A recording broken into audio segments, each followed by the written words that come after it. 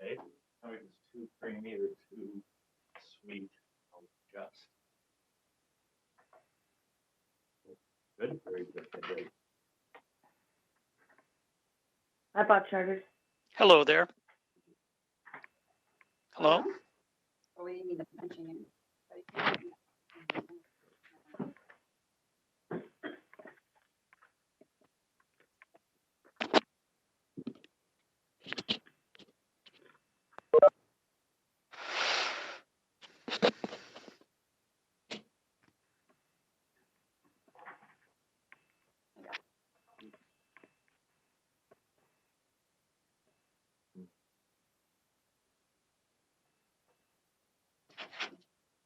How's the new shop, by the way? Thank you. How'd you put the name in there? You just. Switched it in the beginning. Okay. Okay. Right, I'm gonna turn the volume up. I turned it up.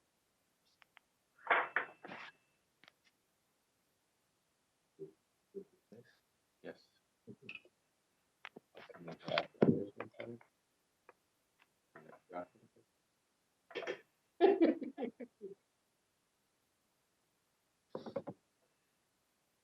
I wonder if we should give them the use each over there. Yep.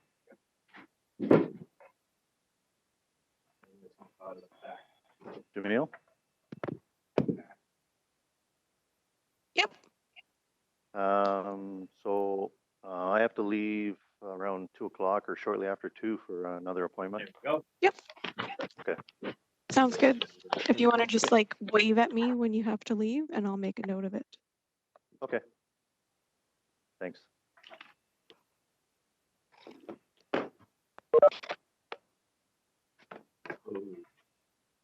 Hi, Dale. How are things going?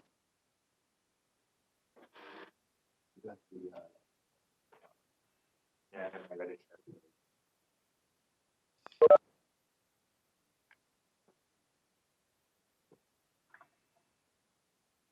Bob, are you at home or at the cottage?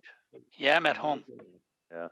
He's got a new No, ground. thought you were gonna give Yeah, me the background looks a little different than the last couple of weeks.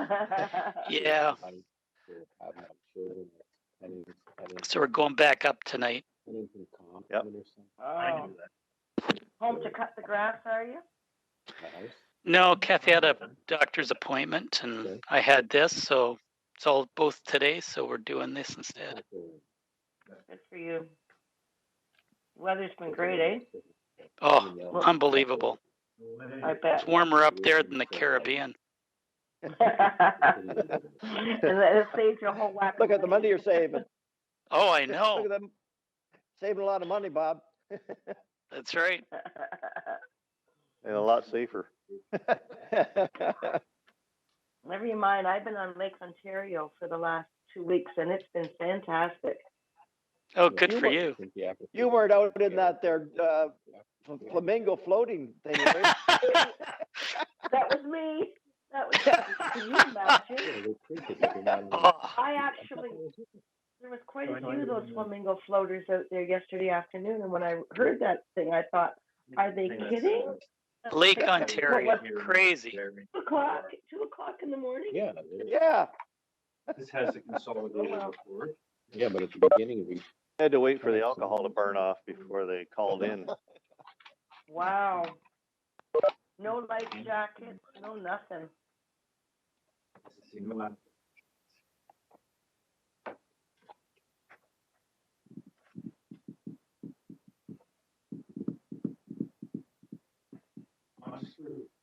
you have applications? No, all I got is this agenda.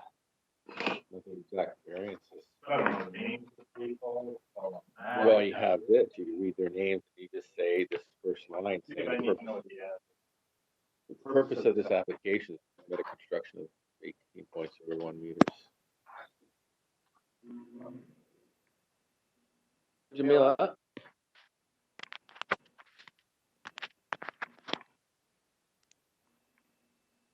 Yes. you know how you send the passcode and all that? Yep. To us to get on here? Mhm. Is there a way you can send it to two of my emails? I can give you the one that I'm on this one, because I always have to transfer it over to the other one, so. Yeah, sure. If you just send me an email with the ones that you want, I'll just add it to the group that And- I've got for it. I And just is it don't want always in Excel? Uh, Microsoft Excel? no, so the So- link is just the link. The Excel document that I sent today was the speakers list. Speakers list, yep. Oh, okay. Because Yeah. I don't have Excel on here. We didn't need it anyway. Yeah, I was sending it to Mark. I just sent it all kind of as a group in case anybody wanted it, but I have it, so I've got notes for it.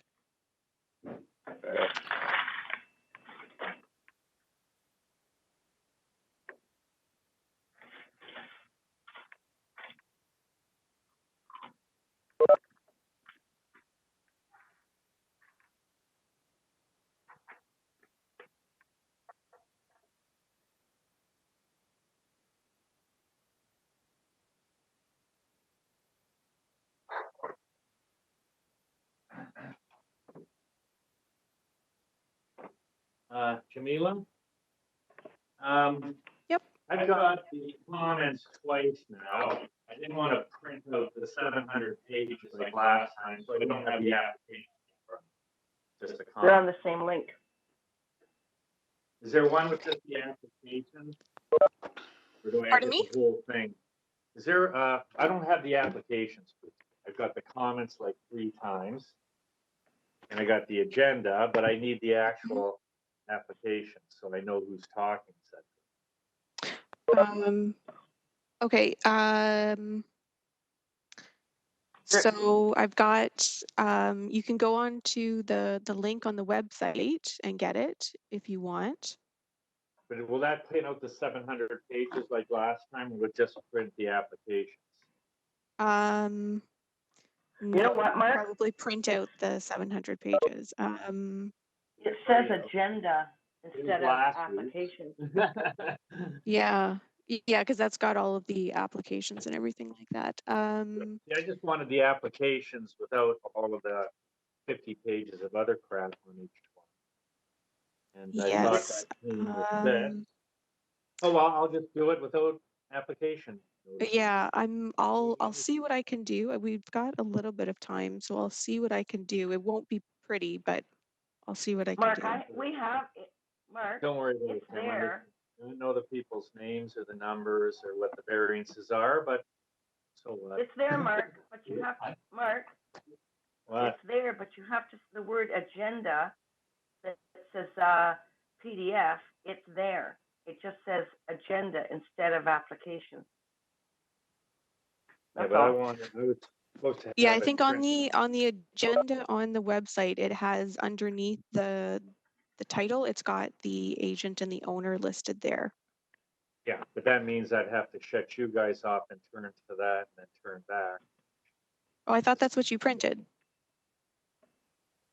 Now I printed this thing off and it just has this stuff. It doesn't have the applications. Okay, but I thought you said you printed an agenda. No, that was No. last. Oh, okay, okay. Avoid this week, so I didn't have 700 pages piled up. Okay, if you print the agenda cover page from the website, that is just the agenda with the owners and their file numbers. Okay, see, I got that. Okay, Okay, I'll wing it. No problem. Yeah, it's just, but I don't have the, Yeah, so you just read the first. yeah, but it doesn't say what the variances are. But on the top. here you It does. purpose of this. Yeah. I got 'em. Okay, No problem. You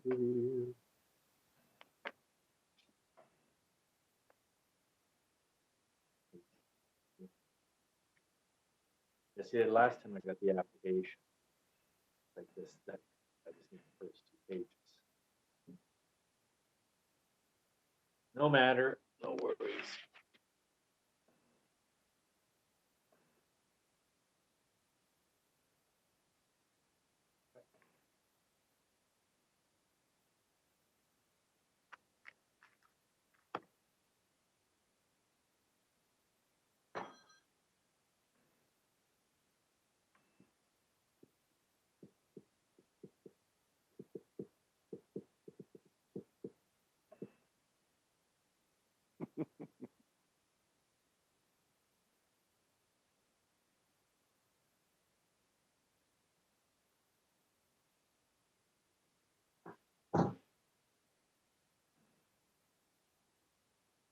You're at peace with the situation.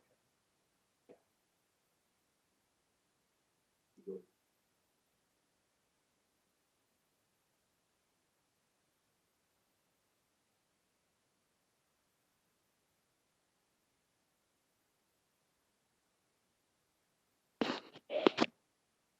How many people?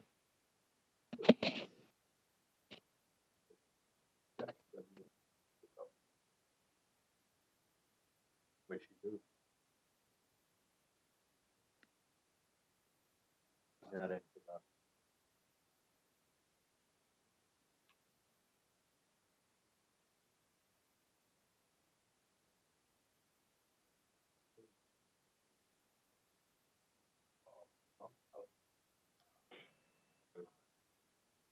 Mhm.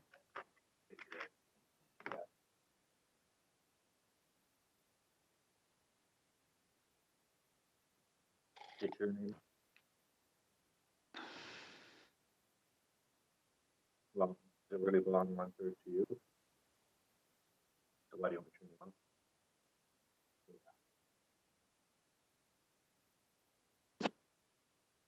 So put it into her direction to a trust for like her 1/3.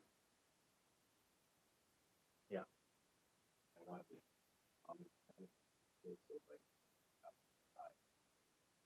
Mhm. Okay.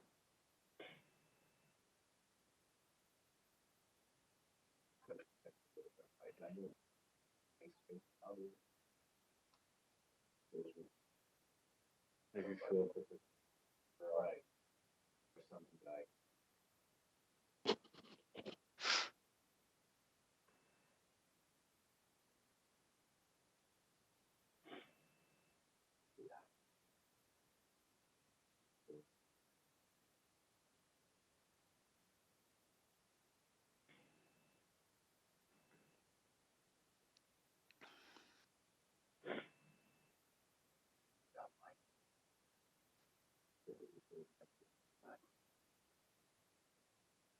A scam on our money, I'm sure.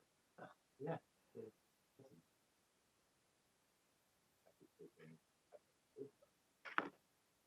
Yeah. That could screw up your. Is Tom joining us today or is he off? He's on. Wow. And we have to chit chat rather than just this.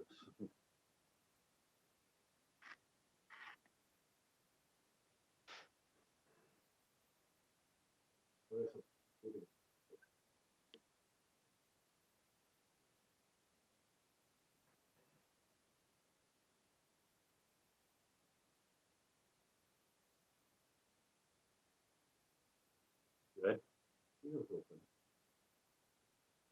Got some people allowed in. Brantford's open Friday, about 50 people. Able to get- Jamil, how come we're not starting till 1:20? Usually we start 1:15. How can you run it with 50 people? There was an application that had to be pulled due to insufficient information. Oh, okay. Yeah, there's a couple of gaps in there, and that's the reason we had them all scheduled, and then we found we didn't have all of the information for them. So We had to pull a few after we had drafted the original agenda. Okay. Sorry about that. No problem. Thanks for getting the package out on Tuesday.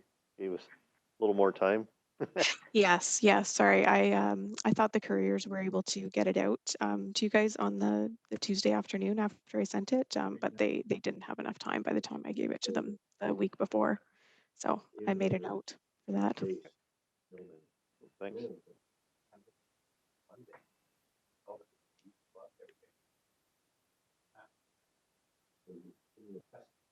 There has to be an exception. You have to eat with the mask on.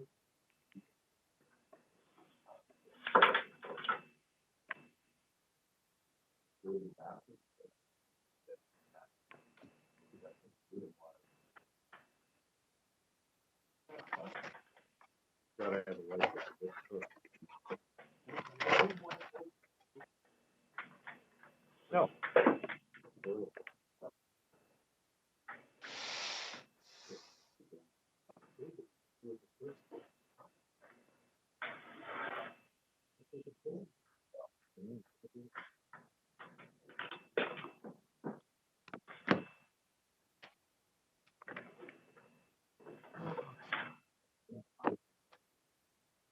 I don't believe it. I don't. They'll start a game. Someone will finish the game and be sick, cancel.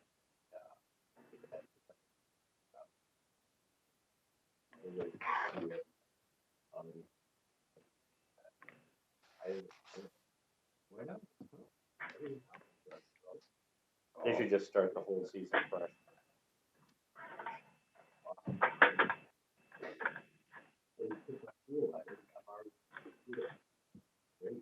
You're gonna feel and then you do make Sean the third or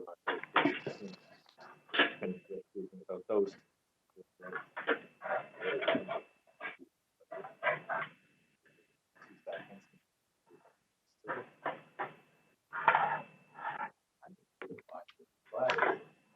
No, I'm happy too, but. Well, This is what's good. August 1st. Everybody has the next start after July. That's my. I like the way they structure the way they're gonna have it. People not. I love that. The Boston already in. We have top work to go that playoff.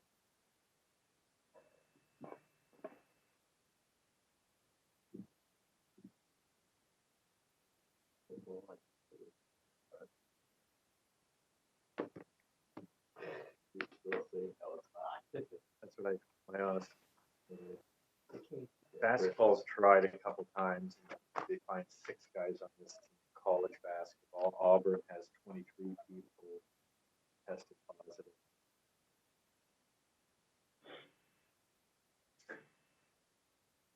We'll see. I hope so.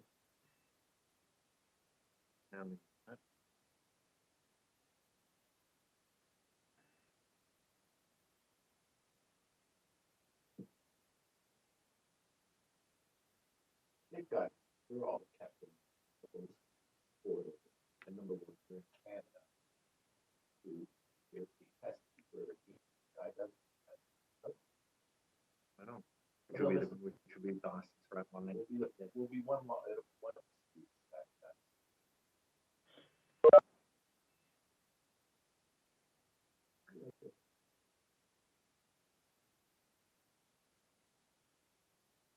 How's the new location? Go down. If you really can't see it, drive. No, it's not that. During the time, you like maybe 100 kids out there. Now there's 190 out there. And people Oh, I see. fast now. Things get out everywhere now. So it'd be the same if you're at the old. Yeah, it would be the same. And not only that.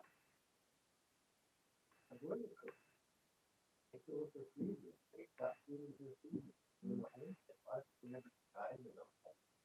Now, you actually cook, you actually enjoy it.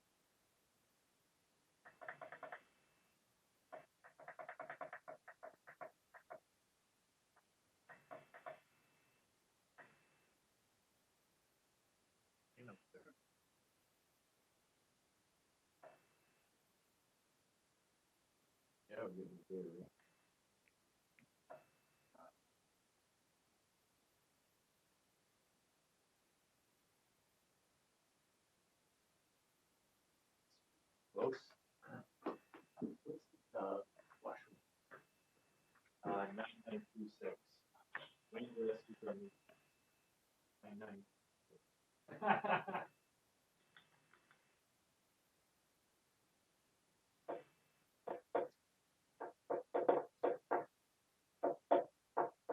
David chose to go to the bathroom. Oh, there we are. Jamila, Yep. is there a limit of 6 pictures out of curiosity across the bottom of the screen? I don't have a picture of everybody, but I have 6. So if you go up to the top right-hand corner, you can turn on the grid view. What do I press for grid view? Uh, Top right-hand the corner. second button from the right, and then there's like 3 options, and one says grid view. Okay. I just slide across and it seems to work.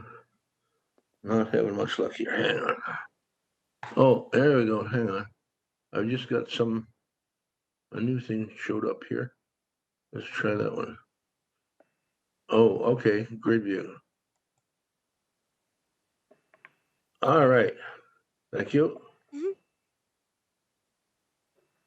Wouldn't want to miss anybody. You will. Because if we got 30 people, you'll never see 30 people, right? Well, not at the same time, not on the committee. At least I got the committee.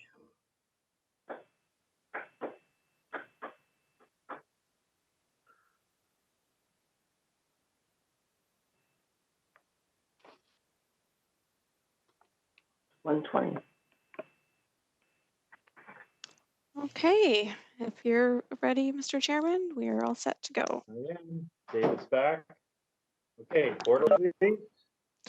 Okay, all those we have interested for GLA 2074, that's 12 Salisbury Crescent in Glanbrook. And we have the agents registered to speak, as well as the owners.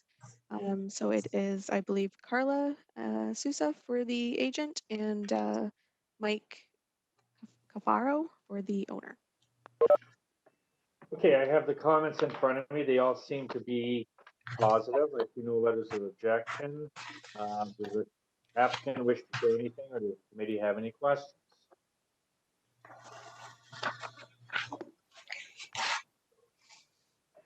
I shall move. Alvin, Second, Applicant, are you okay with everything you read on the comments?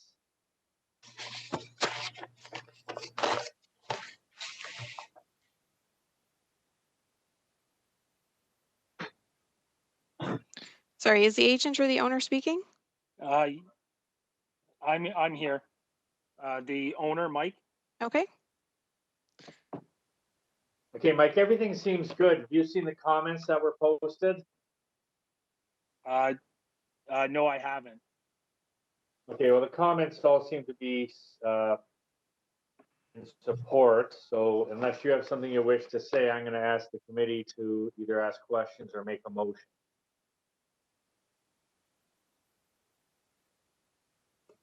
No, I'm good. I have no comment.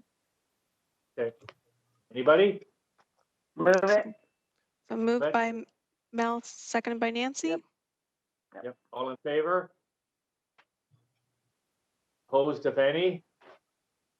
Application approved.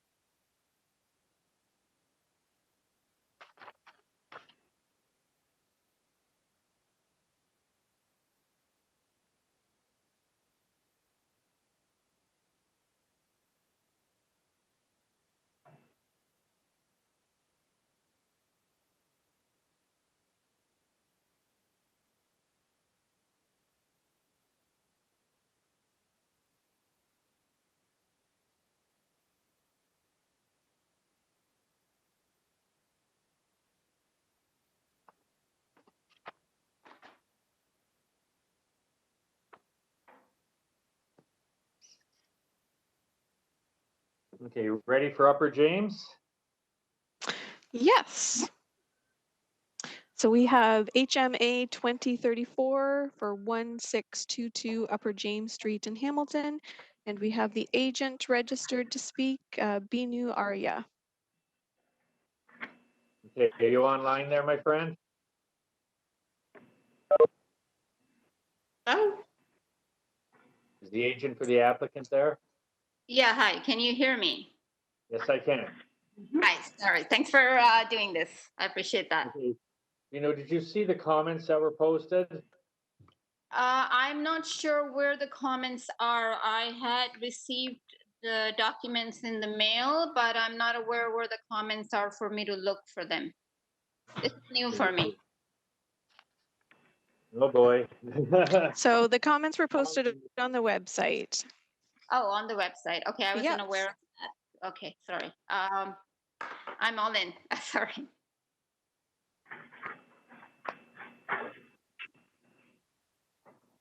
That's what I was-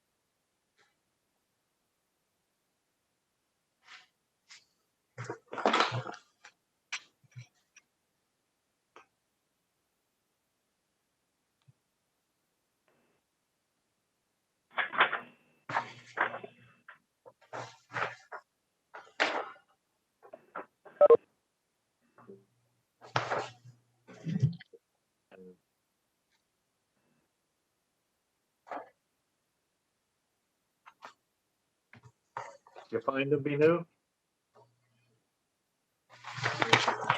Not, are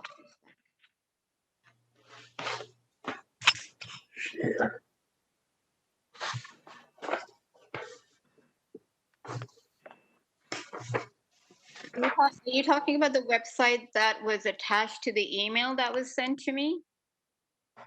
Or is it on this Yep, screen? that would be the same website. Yep. Oh, okay, I kind of, hold on a second, I need to go on that email and, No, so in the notice that was mailed to you. okay, so I'm looking at the email that was mailed to me and I'm looking at it where it says that the comments would be on this slide and I don't see that here. So in the notice that was mailed to you, Oh, in the not notice? the email. Oh, okay, so I'm looking at the notice that's emailed to me. Okay, so if you go to cityofhamilton.ca/committee of adjustment. Oh, okay, let me do that.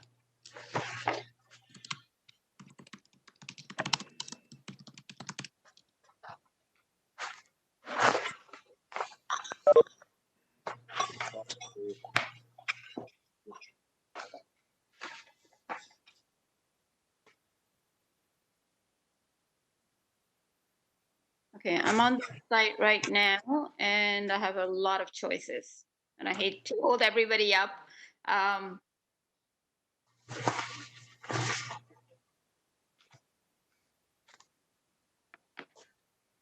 So for me to, so it says meeting in progress, I see that. So where would the comments be exactly? In the link that's attached that says comments. Comment, okay. I see.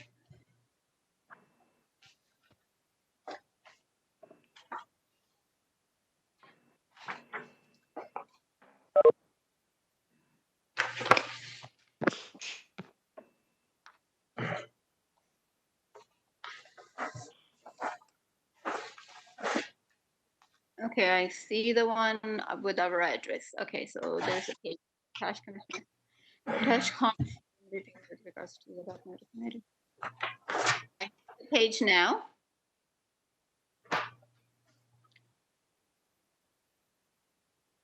Would you like me to answer any questions to that? Because there's quite a bit of reading to be done, or what's the next step? Well, if you look at the comments, they're from the city hall staff, and basically they say they're not in favor of this application and they don't support it, and they give a list of reasons why. Typically, you would read this and then Yeah. come up with some arguments to support your position, despite the fact that it's been recommended that it be denied, or to potentially persuade the committee. One Okay. issue is you can't create a legal non-conforming use to a minor variance, which is variance 1. Variances 2 to 4 is not supported. And the only Okay. one that they say is okay is variance 5, but that really doesn't do anything to permit, facilitate you to do what you want to do in this situation. So here's my question. So the doctor's, he's a dermatologist. He has the main floor that he runs the clinic.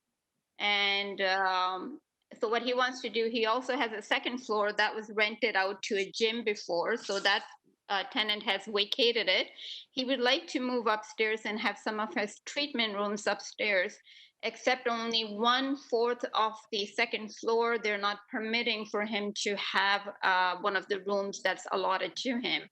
And if we have like a staff room, but they're saying it's still under the medical clinic. So for him to build a second floor that he can use for his own clinic, which is run downstairs, they're saying the parking doesn't allow it because the city streets has widened. So if the city is saying this is not allowed, I need to advise my client, what can he do with this whole second floor of 3,000 square feet that he cannot build because of the parking issue? What you might want to consider, Vinu, is in view of these comments, which you're now just looking at, Yep. you might want to sit down and see if you have some good arguments or something modified, or speak to the planning department to see if something can be discussed and or negotiated or ironed out, rather than it just being turned down today, and then you can bring it back at another time, potentially in a different format or with some clarification provided. Yeah, because that's what I'm thinking. If he owns the property and he's running it already, I don't see just for the parking spot, because the city widened, he can't construct at all upstairs, and he's limited to rent it out to somebody else and not his own team from downstairs. So I will speak to the planning department. Would somebody be sending me the instructions on exactly who I need to speak to and address this? I think that can be done. Okay, that would be good. Okay, so let's bring a motion Motion. for tabling it. That way you don't have to reapply, and then potentially it'll come back in a different or similar format, but better clarified. Okay. Table. Any motion for tabling? Dee made a motion and David seconded. All in favor? Okay, Jamila, could you get her who she could speak to at some time in the future to email her today? Yep, I can do that. Okay, hearing adjourned. Thank you, guys. Thanks, bye. Bye-bye.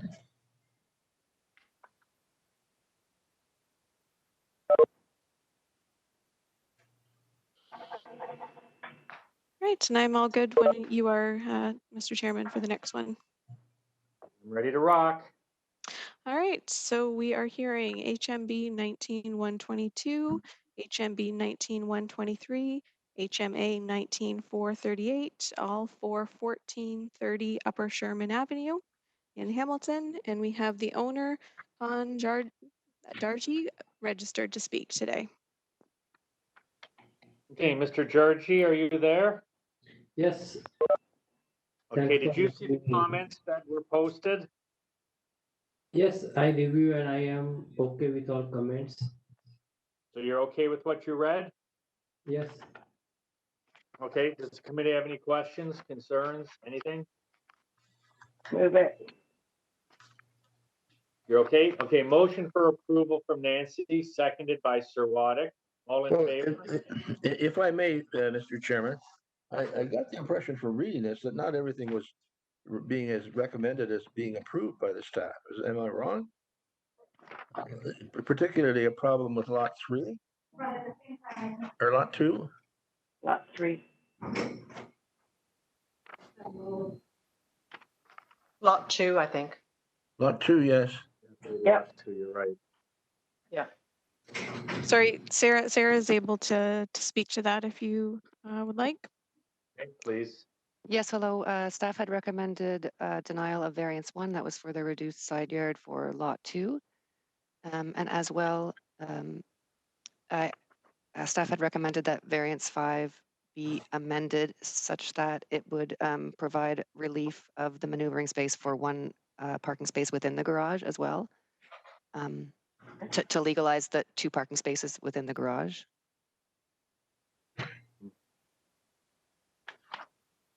Okay, how's the applicant with that?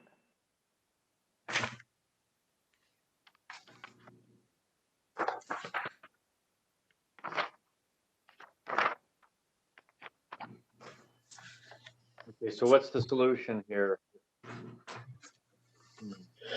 Well, we can certainly go ahead and approve the severance so that you create the big lot and the small lot. That doesn't seem to be a problem. Beyond that, I think there's some massaging.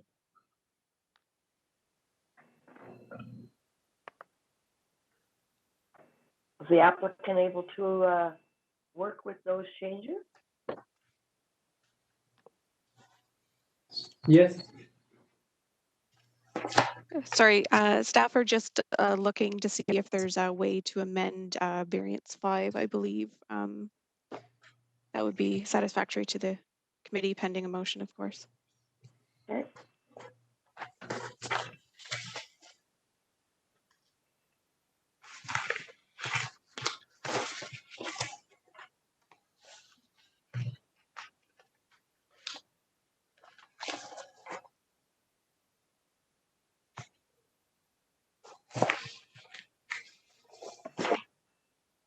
So I had noted in my comments that staff recommends that variance be amended as it pertains to lot 2, so that in addition, no on-site maneuvering space is required for one parking space within the attached garage of the proposed dwelling. Does that make sense? Yep.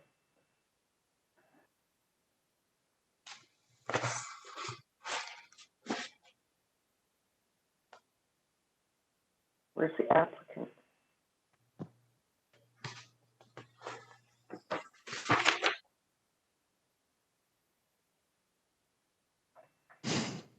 So perhaps we can have a modified motion then? Yep. Happy to do that. With the 2 modifications, I think Jamila's probably written them down. Yep. Thank you. Okay, so you're bringing the motion as modified, Nancy, Yes, sir. seconded by, I'll second it. okay, all Dale? in favor? Opposed? None? So Okay, Mr. Dargy, your application's approved. okay, thank you for your time. Okay, bye. Done.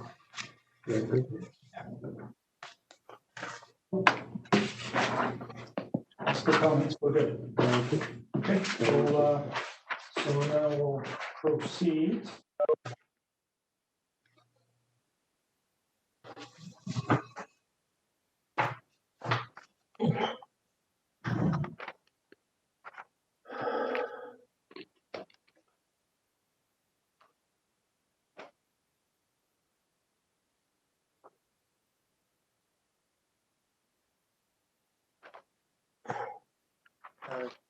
I want to see. Sorry, we just wanted to clarify again. So that was the staff recommendation was that variance 1 be denied and that variance 5 be amended. Is that what was approved? Yes. Okay. Thank you. Sorry.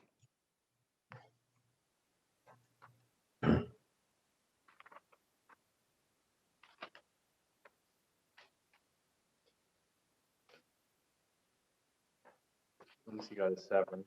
I'm sure.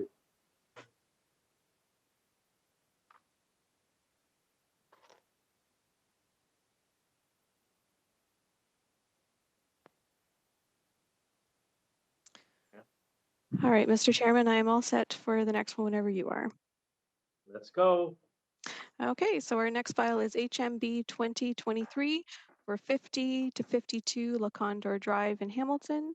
And we have the owner, Ray Farwaz, registered to speak. Are you there, Ray?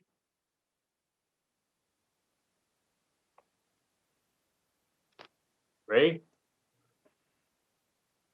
You there? Did everyone get an email from Counselor Jackson on this one? Yes, Yep. Okay. Yes. Yes, I don't see the Yes. owner registered, or sorry, attending the hearing at the moment. I'll make a Okay, motion. but if everyone's okay and we consider Yeah. this more or less straightforward with council support, I think we Sorry. can proceed. I'll if second that everyone's motion. okay. Okay, sorry, who made the motion? I'll Dale. make it. Dale made the motion? Okay, and Thomas seconded? Is Yep. that, yes. Everyone in favor? no, it wasn't me. Oh, no, it wasn't? It was Mel? Okay, sorry. Yeah, Mel, yep. Wonderful. Okay. Anyone opposed? No. Harry?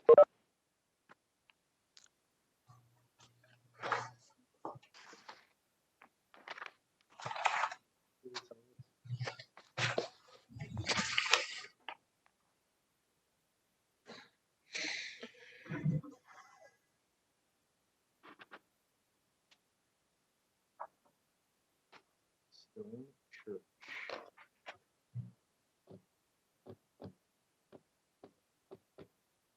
On this one, tabling?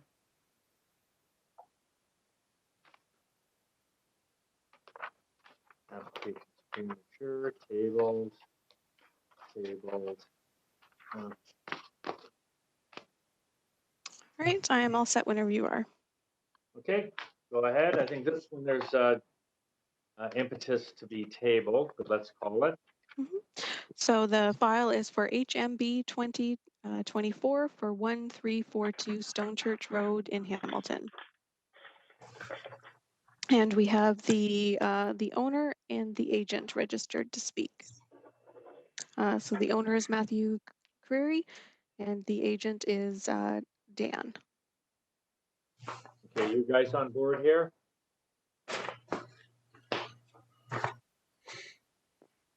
Is the applicant or agent online?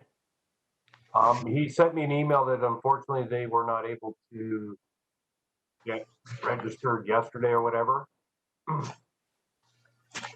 But we did read your consolidation report. So you okay to table this? Who? Myself? Matthew. Yeah. Yep. If you guys are in agreement to approve it, we will definitely comply with the 5 requests in the consolidation report. Oh, that's a little different. Okay, well, we've been recommended by the staff to table this to sort out and iron out some of the issues. So that's what our inclination would be. Are you okay if we bring a motion to table it? Table it with the staff, or I don't know how this actually works. Table means we just don't hear it today. You try to iron out some of this stuff and bring it back on another week. Okay. And Yeah. then some of these things would be softened out. You have a chance to speak to the counselor if necessary. And then if everything comes good, we make a decision at that time, and some of the things in here could be sorted out. Okay. Yeah, just so the gentleman knows, the problem, sir, seems to be that the drawings that you submitted don't show dimensions. And the staff are saying we don't have enough information. Okay. And this Okay, is so I think on clear that here, basis, we should table it. number 1 there, yeah, the Ontario Land Surveyor's reference plan. So we'll definitely seek somebody out to get that done as soon as possible. Okay, motion for tabling, please. Sure. Nancy, seconded by Vern. No one opposed? Carried. Thank you very much. Thank you. See you in a bit.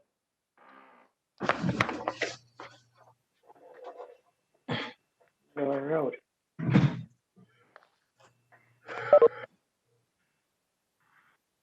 No, Millen Road.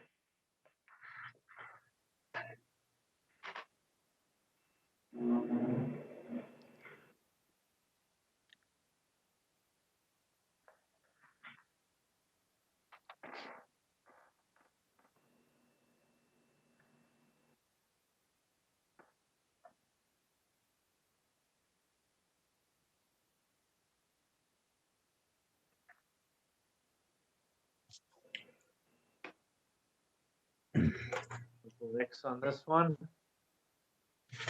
Yep, I'm all good whenever you are, Mr. Chairman. Okay, ready to go. Is Nick on board? Uncle Nick? I believe so. So we have SCA 2082 for 49 Millen Road and Stony Creek. And we have the agent, Nick DeFilippis, and Councillor Pearson registered to speak. Okay, Nick, are you there? Nick? Yeah, I'm here. Okay, we Okay. probably saw the comments. We're back to the does not support and denied. Oh, I miss you all. Yeah. Nick, I want to ask if Councillor Pearson wants to say anything. Yes, I do. Yes, I do, Mr. Chairman. Thank you. Good to see you. Thank you, Mr. Chairman. If I could put some comments in, I support this application and request going forward. I'm not sure what staff's feeling or why they opposed it. This particular piece of property is a unique layout of the lot because the house actually faces north or sideways on the frontage of the property. So the frontage is really almost a side yard. And where the cabana and the pool are is technically the rear yard. It's a very unique situation because they also have NEC controlled lands and a drainage and grading swale that runs on the west side of their property. There is no impact on the neighborhood with this cabana. They back onto John Santarelli Park. You can't even see it from the street, and I certainly see no reason or impacts that this would have in having it approved. So I do support it on behalf of the homeowners. Thank you. Geez, that's a better pitch than the applicant himself would make. Nick, do you have any? That's exactly I'll what I tell was him gonna you say. said that. Thank you very much, Councillor Pearson. I'm just gonna say ditto. I'm after Nick's job. You can have it. Okay, committee, go ahead, Dale. Dale? Yeah, so I visited the site yesterday and agree wholeheartedly with the counselor. Kind of a unique situation, and I didn't see any problem at all with the side yard distances and the fence. It's a beautiful location, and the homeowner's done a great job, and there's really no neighbors complaining. So I'll make a I'll motion. take that as a motion for approval, Dale. I'll second it. Seconder? Laverne. All in favor? Opposed, any? Are you opposed, Margaret? No. No, okay. Sorry. Put your hand out. That's a double negative.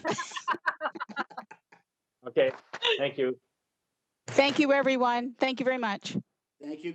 Thank you. I'll see you in a few minutes again. Oh, dear.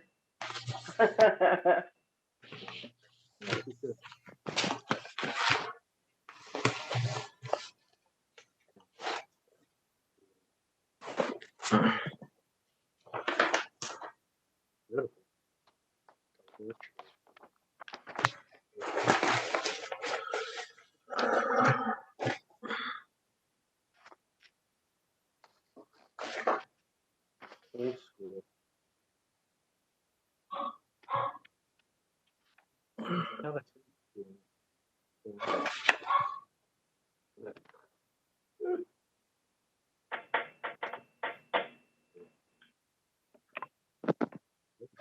Hey, everybody, for the next file for 63 Orchard Drive, Councillor Ferguson was going to try and attend.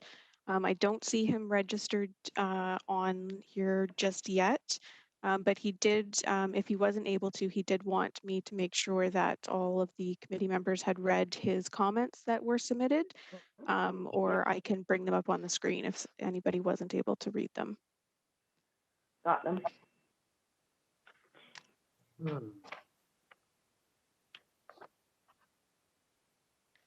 What happened to Mr. Oh, there's Lloyd. Lloyd's on.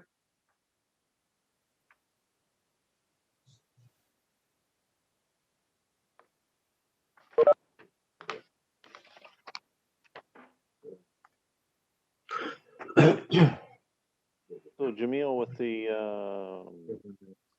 counselor said that there's no lot splitting, there's a moratorium on that in Ancaster. So I guess it's up to the agent whether we table this or we deny.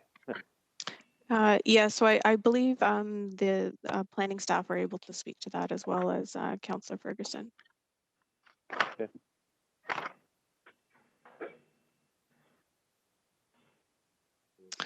So we're all good, Mr. Chairman, when you are available. You've just got I'm your sorry, I have a camera question. turned off. I have a question. I'm just waiting for someone to speak. So we haven't actually called the hearing just yet. Oh, it's okay. Yeah, Sorry, sorry. I thought I you- was just wanting to make sure everybody had the comments that were submitted. Yes. We lost our Yes, Lloyd chairman. Ferguson, I'm online now too. I just come in. Okay, wonderful. Thanks.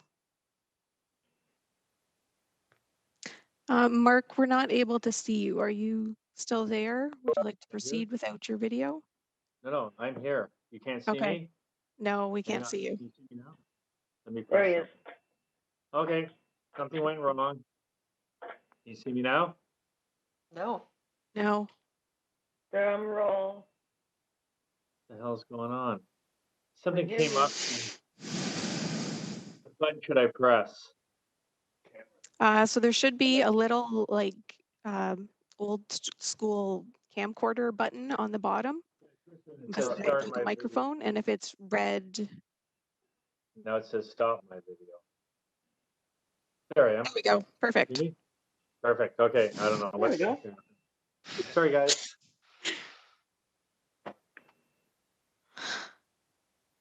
Okay. Hi, Counselor. Good to see you.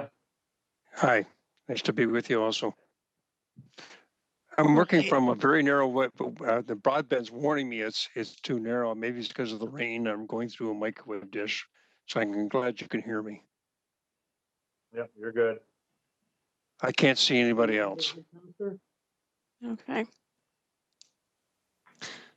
All right, Mr. Chairman. So we have A and B 2025 for 63 Orchard Drive, and we have registered to speak Councillor Ferguson, the agent Rob Ostrell. Wow, I'm really sorry, Rob, and the owner Donald Young. Okay, who would like to speak first? Why don't we let the agent speak first, then I'll follow him. Is Councillor Ferguson. Okay, owner, agent, floor is yours.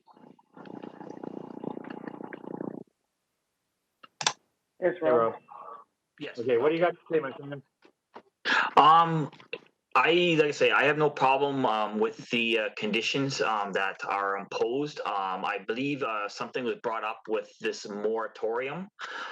From my understanding, the moratorium was ended and replaced with the new ER zoning, which, again, from my understanding, that then with the new ER zoning, the proposed development for single-family dwellings will just go through the site plan control.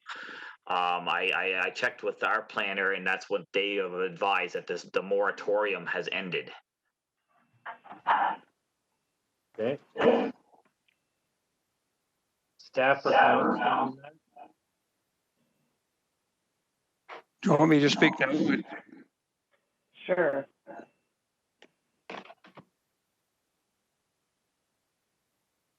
Lloyd, are you on there? Yes, I am. Can you hear me okay?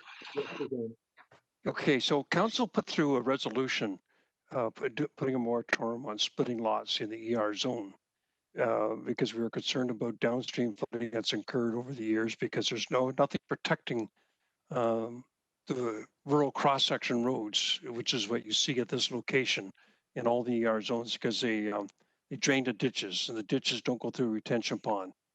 If it was severing a lot where full services are available, it would be acceptable. I know you put one through recently on Hamilton Drive, which had storm sewers, which means the water outfall is protected. My fear, and I understand this is a big lot, I see that.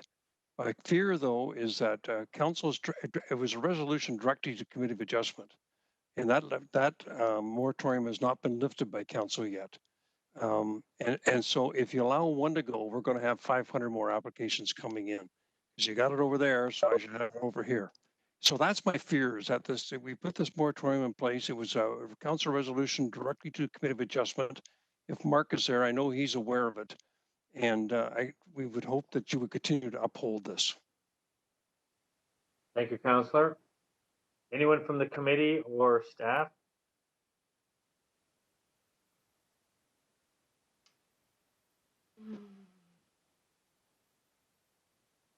Questions? Oh, just, I'm trying to quickly read through my, through the comments. I thought that there was a mention somewhere in the comments that there was a storm sewer that they could connect to, but I'm having trouble finding it again. Maybe staff could provide some input.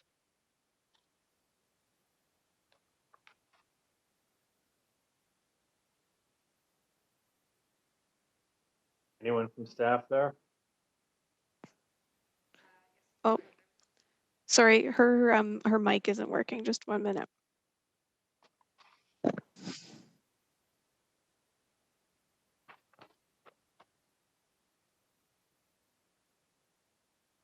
In the development engineering department, it says, according to our records, there's an existing 150 millimeter diameter water main and 250 millimeter diameter sanitary sewer located on Orchard Drive. The size of existing private water and sanitary drains to the existing dwelling are to be verified by the applicant, and if inadequate, must be replaced to meet current city standards. That's what they have here. Mm-hmm. Yeah, there's nothing about a storm sewer. I know the area well, and it's open ditches.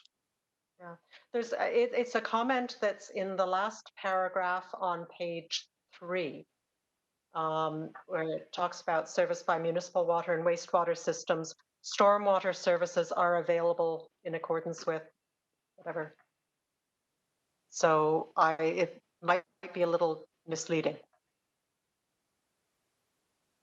Well, ditches are available, but our fear if we allow one, we're going to allow a whole slew to go, which, you know, it'll change the character of Ancaster by doing that, but you're going to put at risk the people downstream. We've had flooding when you get these major cloud bursts, and by covering a lot up with 2 houses instead of 1 and 2 driveways, it's more runoff.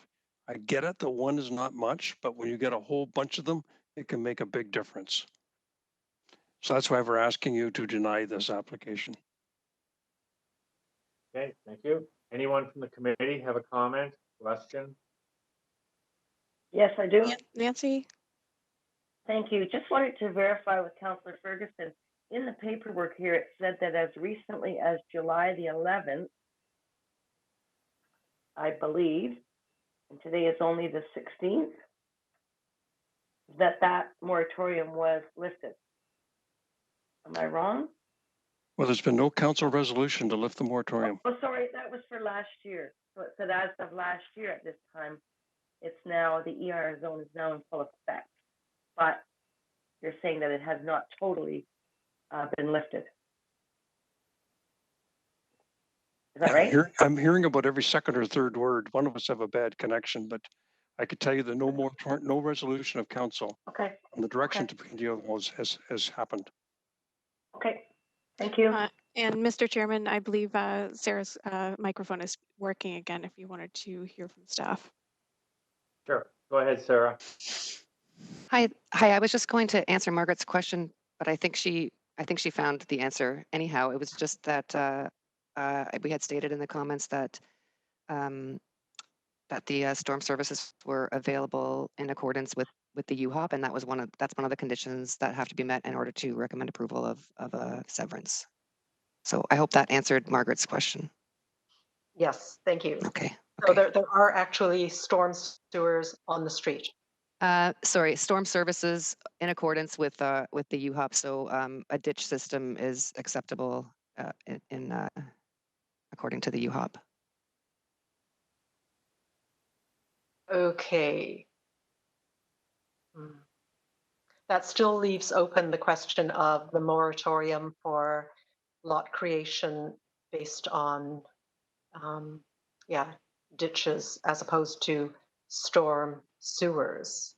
Mm-hmm.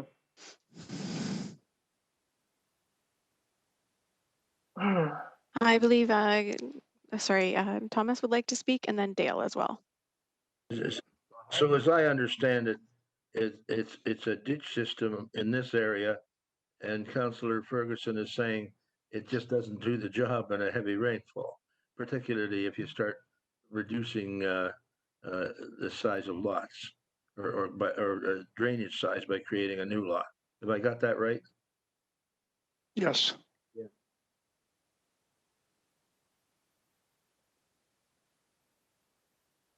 Okay, and Dale? So I think it's on the applicant's floor now, whether he wants to table it and hope that things change down the road, or we vote on it. And I think you know which way the vote may go. So it's up to the applicant. You want to table or call the question? The applicant, do you want to table this and find out what's happening, or do you want us to make a motion and a decision at this time? I believe it's probably in the best to table it. Okay. We do have some. Table. Okay, so motion for tabling. Dale? Yeah.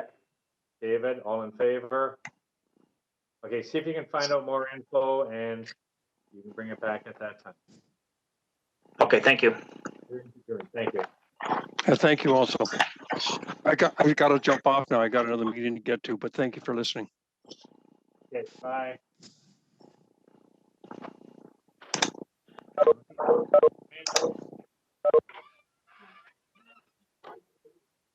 Sorry.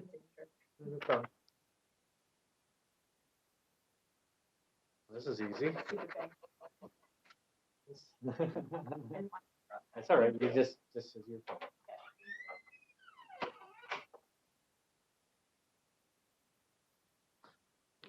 phone. Howard.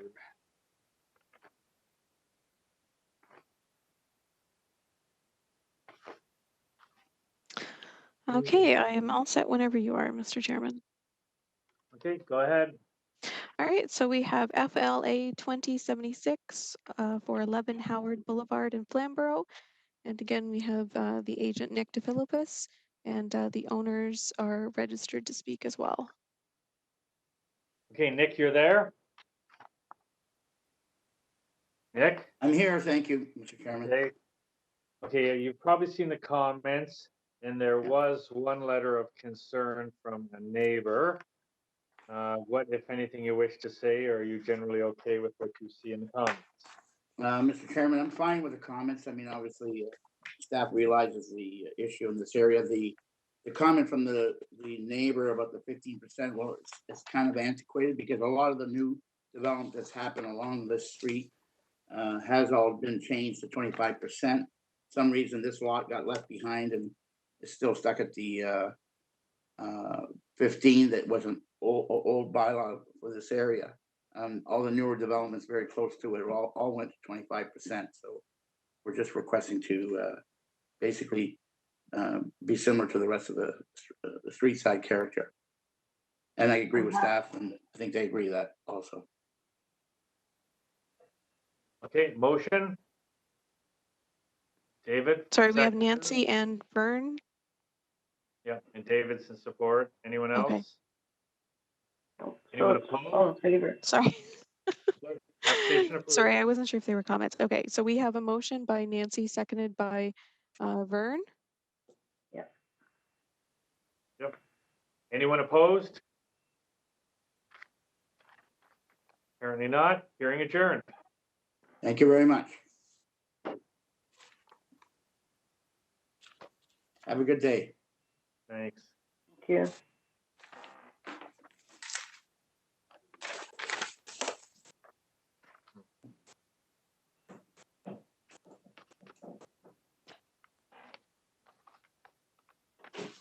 The electric has nothing to do with the time. What do I do to end? Just turn off? Leave.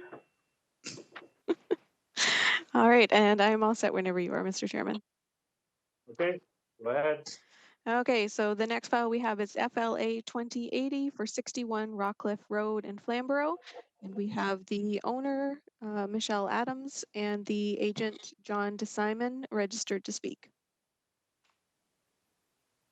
Okay, do we have the applicant or the agent online? Yes, I'm here, John DeSimone. Okay. Now, is it Michele as in a man or Michelle as a woman for Adams? It's Michelle. Michelle, okay, because that's how you spell Michele, who's a guy in Italy. Okay. Okay, I'm sure you've read the comments. Yes. They appear to be favorable. Are there any questions from the committee, concerns, anything? Okay, we have a motion for an I shall approval from approve. David. I'll second it. Seconder. Anybody? Sorry, who Mel- seconded? Mel seconded. Okay, who All in favor? motioned? Vern made the motion. Okay, thank you. Okay, anyone opposed? Nope. Okay, application approved, hearing adjourned. Thank you very much. Okay, you're welcome.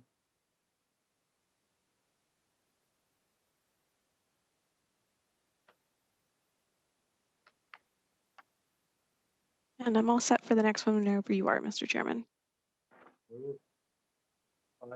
6, yep, okay, go ahead.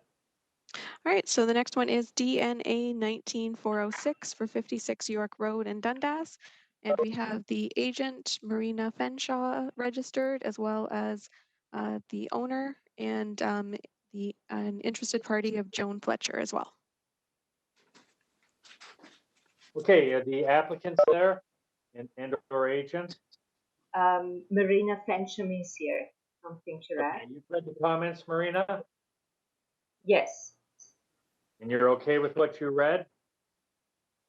Can we listen to any Okay, objections? that comes next. I just want to know if you're okay with the comments Yeah, so far. yeah. Okay, I'd like the interested party, if you're on the grid, identify yourself and say as you wish. My name is Joan Fletcher. I'm Okay. at 52 York Road in Dundas. Yeah, 2 doors over. Yep. Yep. Okay, here goes. This, I'm very nervous. Okay, in a letter delivered to our address by Mike, Matt, and Dave, the new owners of 56 York Road, they bought the property as potential low-rise boutique style condos. In the architectural drawings we were mailed to the city, in no manner represents the above statement. The design is now 3 stories and 8 apartments. The aesthetics of the building in no way fits the neighborhood. The design did allow for underground parking, loading dock. Nowhere in York Road is there any of that. Our concern is the increased traffic. If you're aware of York Road, it's busy enough as it is. 8 units could mean as many as 16 cars going in and out of that unit. Where are the other cars going to park? There is a bus stop and school bus stopping right in front of the property. We live in a highly walkable area with stores and restaurants. The increased traffic results in another safety issue. The design of the balconies faces the only residential properties left, 52 and 54 York Road. Obviously, by way of thinking, the designer did not take this into consideration.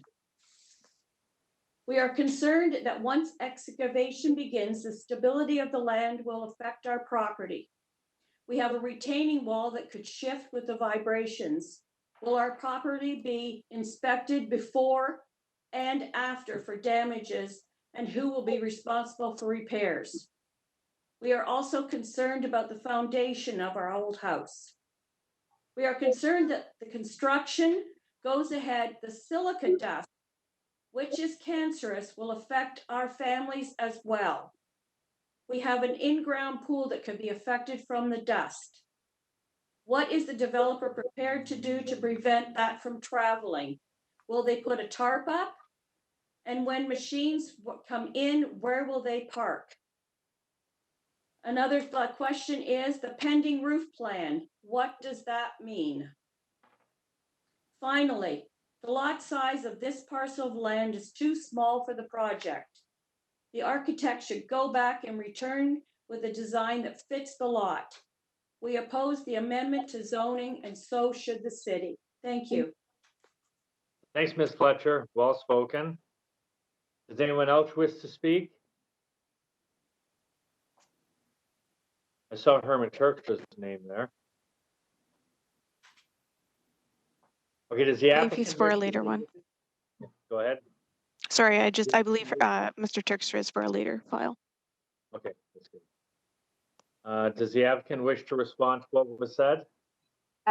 Yes, I can respond to each point. Number one, as far as setbacks go and height, we did not side yard setbacks, and we worked very hard with the city on that. Except for the front that is existing, the city,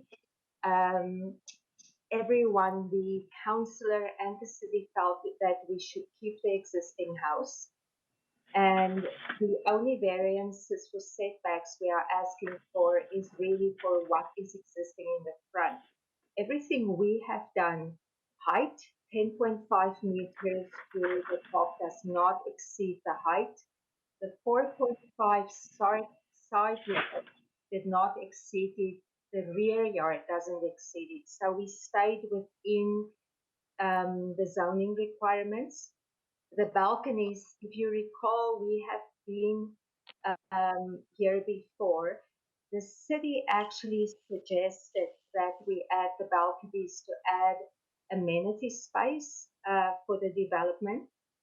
And if you look at number 54 and at the site plan, you will see that our landscape architect put a row of cedars as a buffer. She went to specific trouble. It's shown on the site plan how to kind of shield the two properties. Plus, there's a big garage. If you look at it, it's actually a single level garage on the side of the development. As far as excavation goes, this site is of archaeological interest. We are not allowed to dig. The whole building is put on helical piers, like metal posts. Those are being driven in and it's constructed. There is no digging, no big machines. We made a written agreement with the ministry to allow us to construct the building in this way. Also, as far as the style goes, you can see we had a lot of comments during the site plan process from urban design. They wanted us to use the same brick as the existing. They went through everything, the windows, the style, to keep it in line with the existing house and with the neighborhood. The councillor certainly was satisfied that the style does fit the neighborhood, and urban design was satisfied too. If there were any changes that urban design felt, we already made it, working with them. Parking, we are required in this park to have one spot per unit plus 2 visitors.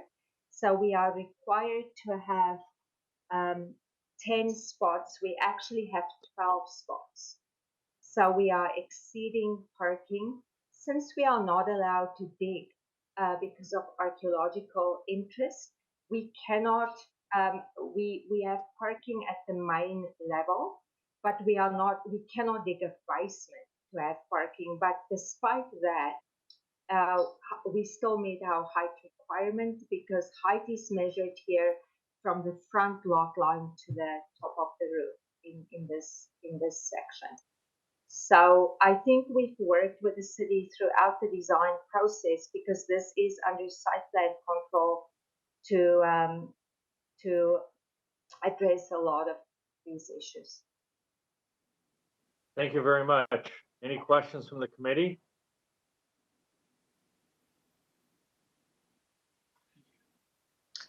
I was going to move the motion. Okay, you're bringing a motion for approval? Yes. Okay, is there a seconder? I'll second. Okay, Margaret, all in favor? Opposed, if any? Any opposed? Okay, application approved. Everyone, including the interested party, Ms. Fletcher, will get a notice of the decision sent. This hearing is adjourned. Thank you all.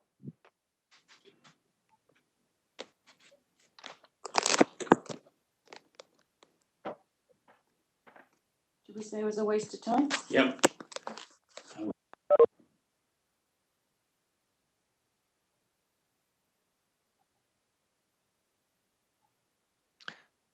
All right, and I'm all set whenever you are, Mr. Chairman. Okay, we're on to Parkside. All right, so we are hearing DNA 2070 for 58 Parkside Avenue, and we have the agent Tony registered to speak. Antonio, are you there? Yes, I am. Okay, I'm sure you've read the comments. Yes. And I'm sure you're probably quite pleased with them. Yes, I am. Okay, any questions from the committee? Move it.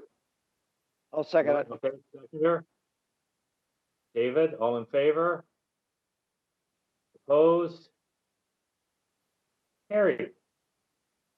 Vern, are you by yourself or are you with a group of people? Who? He's at the site, the Glanbrook site with Mel, and Dale was there as well. Might as well say I'm by myself now. Dale has left so I'm about 15 meters from Mel Switzer, so I think that's far enough apart. No, I think that's good reason to be wearing the mask. Thanks. I'll get in with you, Mark.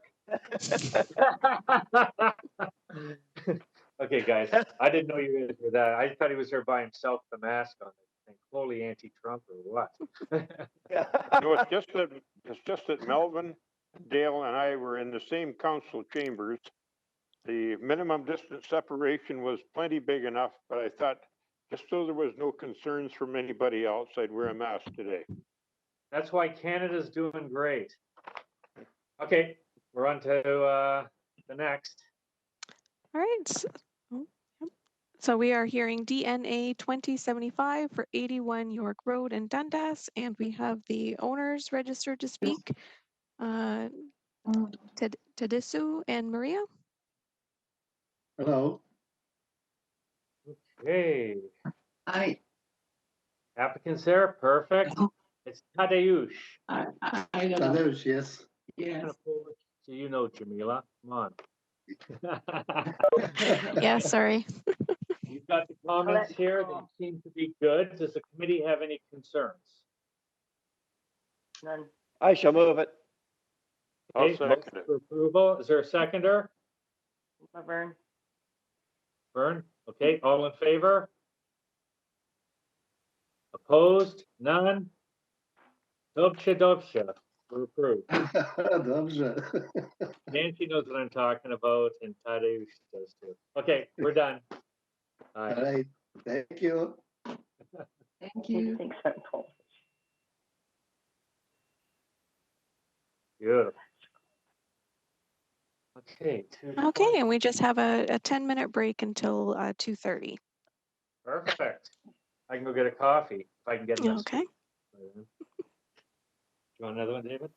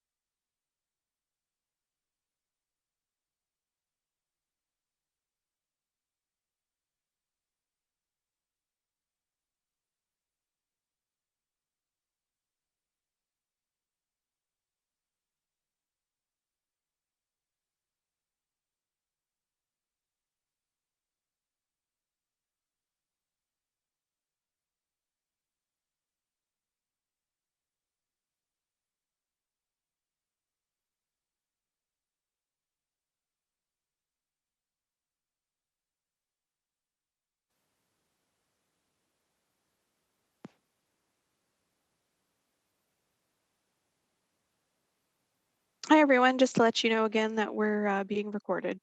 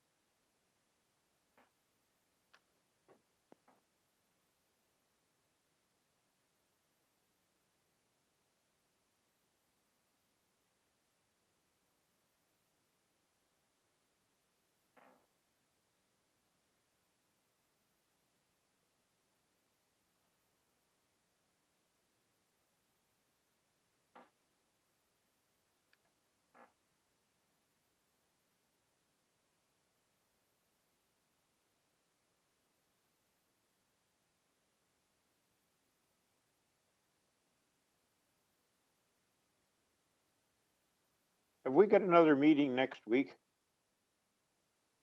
Yes, we do, on July 23rd. Okay, thank you. Yep. Yeah, I don't think it should be quite, well, I won't say it. No, don't see anything, Jimmy. We don't know what's going to happen yet.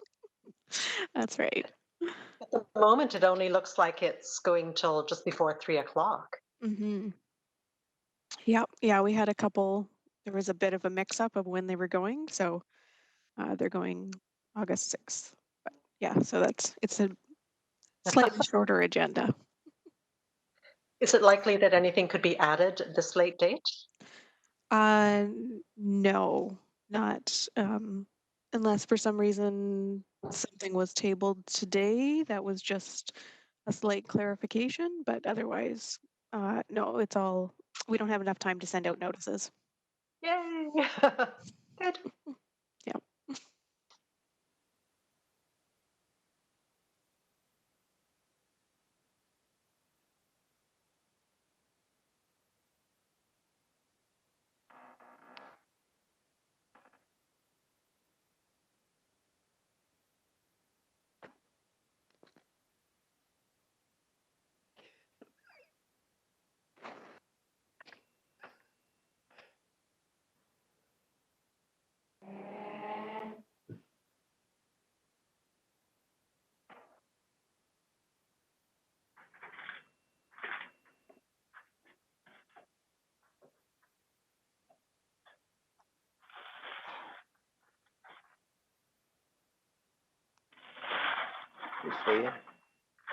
Oh, Nancy's back. Hey, guys. David's just putting money in the meter, but I'm sure we can start. Okay. Ready? Yep. So we are here for ANA 2078 for 2685 Jerseyville Road West in Ancaster. And we have the owner, Mark Summers, registered to speak. I see Herman Turkstra too. Yeah, he's on for one a little bit later. Okay, good to see you, Herman. Okay. The applicant, have you read the comments that were sent to you? Good afternoon. Yes, I have. Can you hear me? What you read? Yes, I have. And you're good with it? Yeah, I just had a couple of questions about some of the comments that were made about the parking requirements. I Mhm. think I had just missed stating some of this stuff on my site plan, such as the front yard shall be landscaped. Sorry, the bylaw states that where the driveway is provided in the front yard, all of the portions of the front yard shall be a landscaped area. I just wanted to just address that. I'm planning on using both the driveways, new proposed driveway as well as the existing driveway. So I don't plan on landscaping the existing driveway, if that's kind of what that point is referring to. And then, sorry, the other 2 points just about the material on the driveway surface itself and where the designated parking is on those driveways is, yeah, I guess something maybe I just slightly forgot, but I wasn't sure. Okay, is there any concern about that for the staff or committee? Just a question. Go ahead. Just a question. The applicant referred to the material that's being used on the driveway. So is the crushed stone or gravel exactly what he's planning to do? That's correct, yes. I'll indicate that on my site plan if I need to kind of resubmit that. But yeah, that's exactly what I plan on doing. But it's saying in the zoning bylaw that it must be maintained with asphalt, concrete, or another hard surface material. Right, yeah, which I assume can be gravel or crushed stone. Maybe someone could clarify. I'm not reading it that way. I'm reading it must be a dust-free type. Oh, okay. The designated parking driveway that I have now currently is gravel, as with a lot of other driveways in the neighborhood. But you know, something like asphalt or concrete is definitely something I plan on doing in the future. Just finances at the moment will just be to provide a gravel or crushed stone driveway at this time. Well, will not that be addressed in the site plan anyways? And he'll have to comply? Yeah, for sure. That's what I plan on doing. Yeah. Okay. All right. Thank you. Thank you. Thank you. So we're putting a motion subject to site plan approval. That seems reasonable to me. I'll make a motion. I'll make a motion. Okay, and sorry, was Tom's hand raised for questions or for a motion? No, it was just raised for clarification. Paragraph 4, that talks about the surface. It says concrete or other hard surface material or crushed stone or gravel. Right. Okay. So we don't seem to have a problem there. Great, thank you. We'll have to deal with the site plan anyway. So motion by Nancy, second anyone? No, motion by Laverne. Laverne, sorry. Sorry, and seconded by Margaret? No, I think, well, yeah, sure. Whatever. I'm good with it. Mary.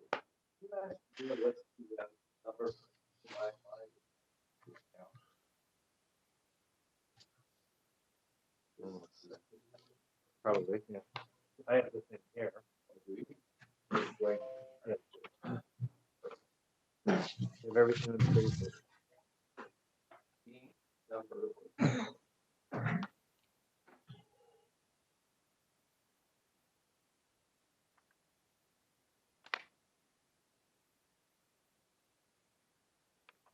You run cool.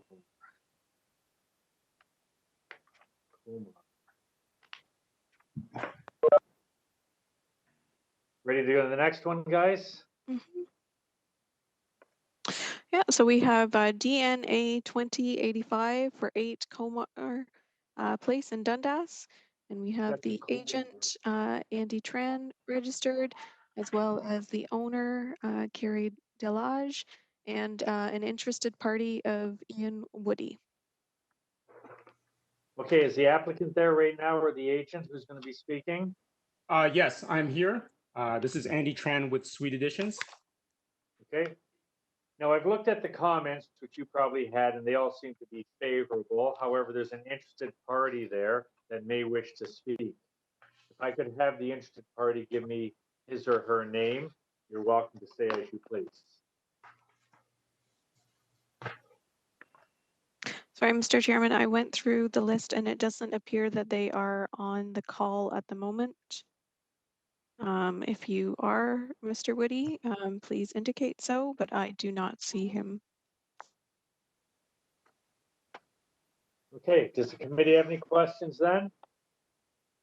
No, I'll move it. Doesn't seem anything wrong with it. I will move it. Okay, we have a motion for approval, seconded. Nancy, all in favor? Opposed? None? Application approved, hearing adjourned. Thank you. You're welcome. Have a great day. Ooh. Timber.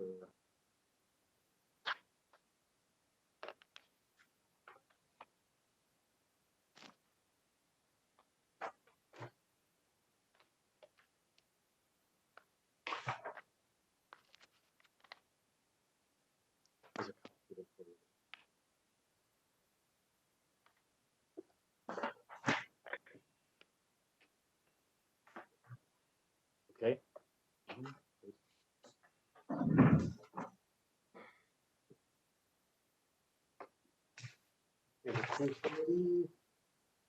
Yes, it is. Everyone ready for Timber Run?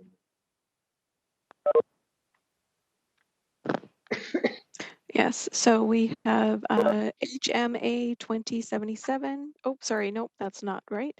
FLB 2026 for 13 Timber Run Court in Flamborough. And we have the agent registered to speak, Harry, and the owner, Jan, as well. Okay, I'm assuming you guys read the comments that were posted. Applicant? Agent? I have not, but I'm assuming they're favorable. Okay, they appear to be favorable. Does the committee have any questions? No, I'll move it. Okay, we have a motion for approval by Nancy, seconded. Bob, all in favor? Opposed? Okay, application approved, hearing adjourned. Sorry, Margaret was opposed? No. No? Okay. Okay, application approved.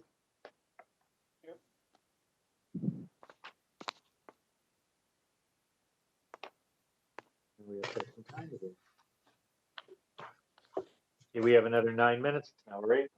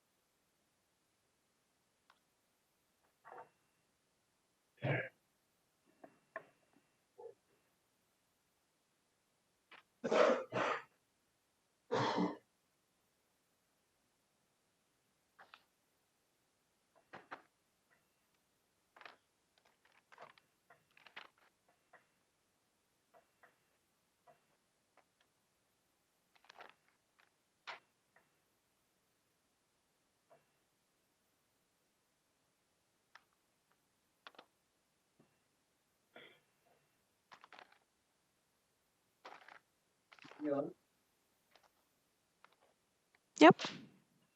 What is this?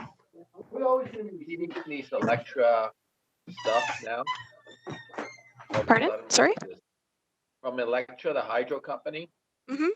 Is that always going to be in our reports from now on? I mean, they're sending everything all the time now. Yeah, for the last, since I started, have like 2 or 3 kind of per application.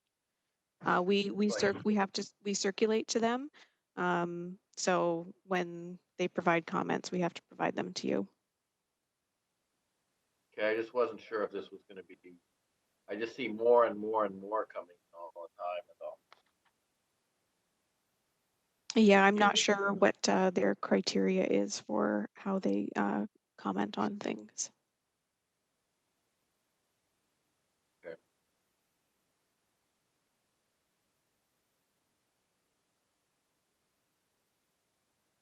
Is David Wilson speaking on this? Pardon? Will David Wilson be speaking on this application? Yeah, I believe he's registered to speak.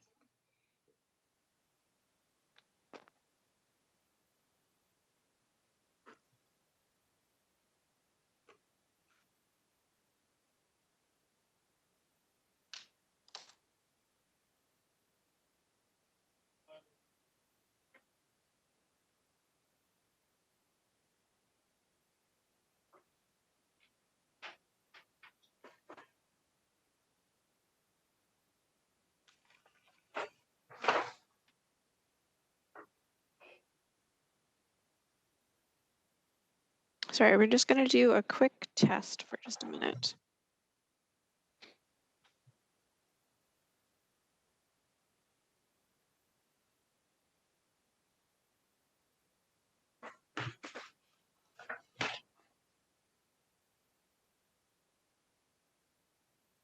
Mila, you got 2 spots on this screen.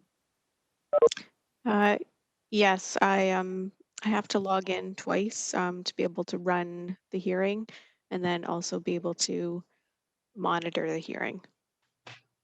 If that makes sense. Whatever floats your boat. Yep. I mean, I could join like 3 or 4 times and just like, I'll just like fill your screen with Be all me. over. Take a picture of yourself, put it on there. Perfect. Yep. Maybe get one of those cardboard cutouts, an animated one that just like waves the whole time. Oh, Hello Kitty. Yeah.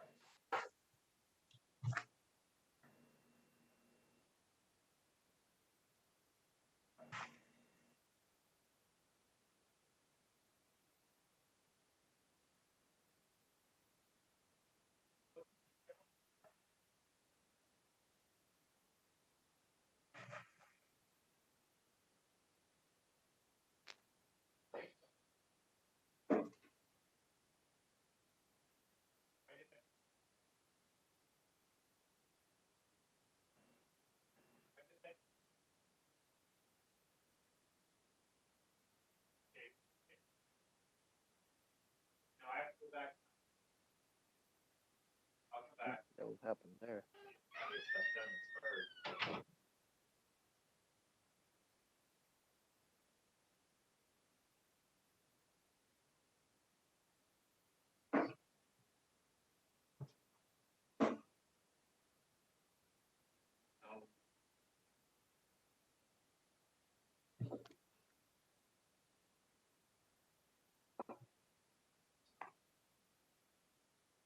Great, if you got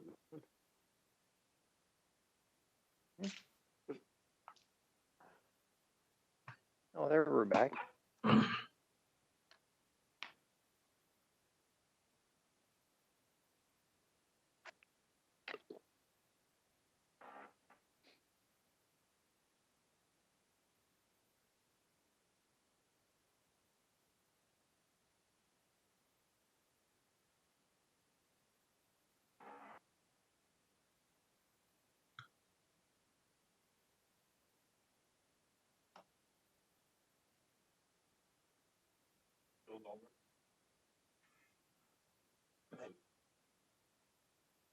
All right, we are good whenever you are, Mr. Chairman. Ready to go.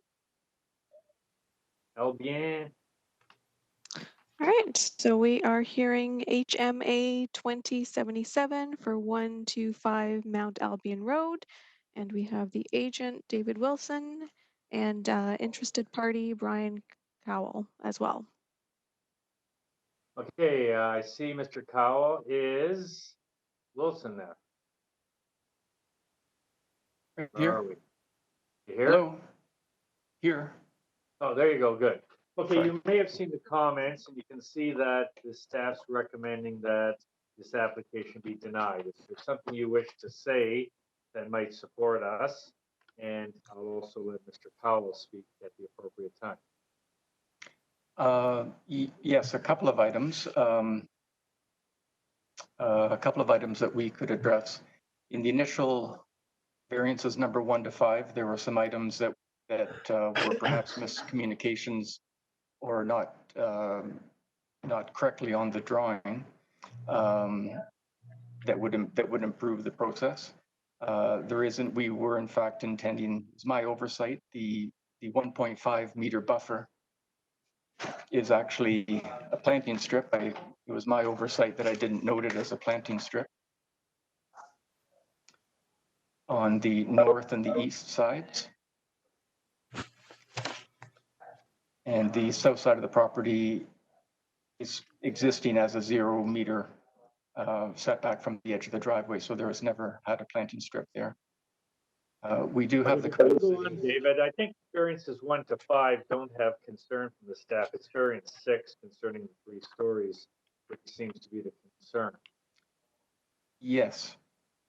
Yes, I can actually, yes, I can understand the concern from that. It clearly moving the, revising the 3rd floor to be a flat roof structure will indeed change the appearance of the building, in my opinion, to a more contemporary building and not the, not an existing, as the existing pitched roof older farmhouse. I don't think there's any way around that. I think that the appearance of the new appearances is an improvement on the building, and the intent is to improve the quality, appearance, and the management of the building. Okay. At this time, I'm going to ask Mr. Cowell if he wishes to speak, keeping in mind, Brian, that we have your large essay here. My note. Which I read, talking about Toronto and everything. And so if you just want to sort of summarize where you're going with it, particularly based on what you've heard today, that would be good. Yeah, again, I was more just if there was any clarification on what I'd written that I wanted to speak. I still have big concerns over the 3rd floor. Not even so much as the appearance, but more the privacy and the other issues that I had on that paper. I don't Okay, really have, I don't have much to add, but if there's any David, did clarification. you see this letter that was tendered by Mr. Powell? Are you speaking to me? Yes, David. Did you see Yes, the I letter did. that we received? Yes, I did read it carefully. I could identify a couple of items that we can address and to our Okay, neighbors. that would be great if you could do that. We also have one from Debbie Mayor as McDonald? well. Yeah. Yes, from 364, No, it's yes. From Mary McDonald. No, it's from Debbie Lawn. Lawn car. Oh, I'm sorry, I didn't see that one. The email says Mary McDonald, but it came from a Debbie Lawn car at 364 Montmorency. Yeah. Mary McDonald is Debbie's daughter. Oh, I'm sorry, thank you. Well, a couple of quick items. The trees that you mentioned, I was just on the site today and I can see that there were 2 old stumps in the rear yard, on the east rear yard between the subject property and your home. They looked like they were cut down. They were not cut down by the owner. They must have been cut down prior to that. I have some photos that I took this morning that I could show. There was only one tree was removed, which was a damaged scrub tree that was on the north side of the property alongside the driveway. The owner is very happy with the trees and wishes to maintain them. And he's open to the idea of, at his cost, of installing large trees in your backyard as well as 364. There was a mention of the fence as well. The fence that's shown on the site plan is the existing fence that is No. identifying your. The fence, sorry. I'm sorry, my understanding, the fence that we have shown on the site plan is the existing fence that is yours. The intention of the owner is to replace and put a new fence on top of the curb at the back, as he had discussed with you, and that's genuinely his intention. He's offered then that you would, the curb sits 12 or 16 inches in from the existing rear fence, on which is your fence, and he would offer that you would have that access to that property. So you'd be slightly expanding your yard.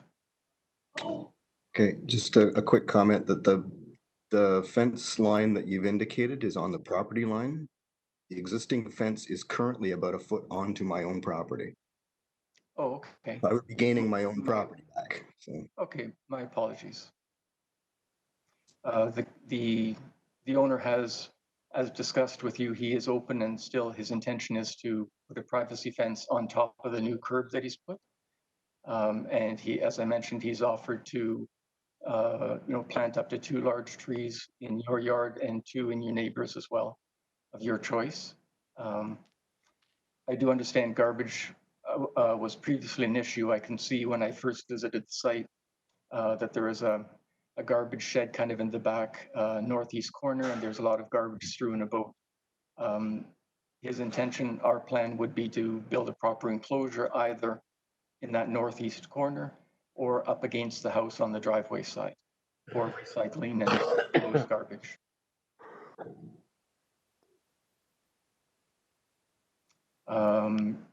You'd mentioned exhaust from parking lots 7 and 8. I don't have a lot that I can say about that. I would expect people shouldn't be parking, idling their cars. That is currently parking now, I understand, as existing or previously been parking. It's not been parking. I believe it appears to be paved.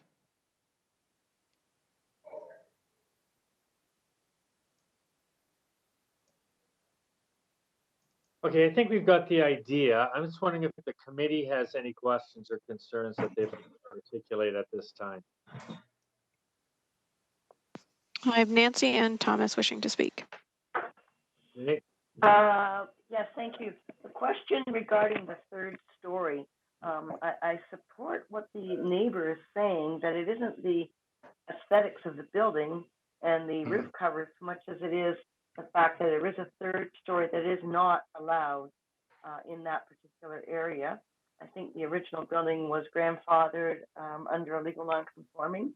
And as far as the zoning is required, it needs to remain at 2.5 stories, not 3 stories. And I guess the question to you, Mr. Applicant, is whether or not there's any possibility of reviewing or revising that entire 2.5 story to make it comply.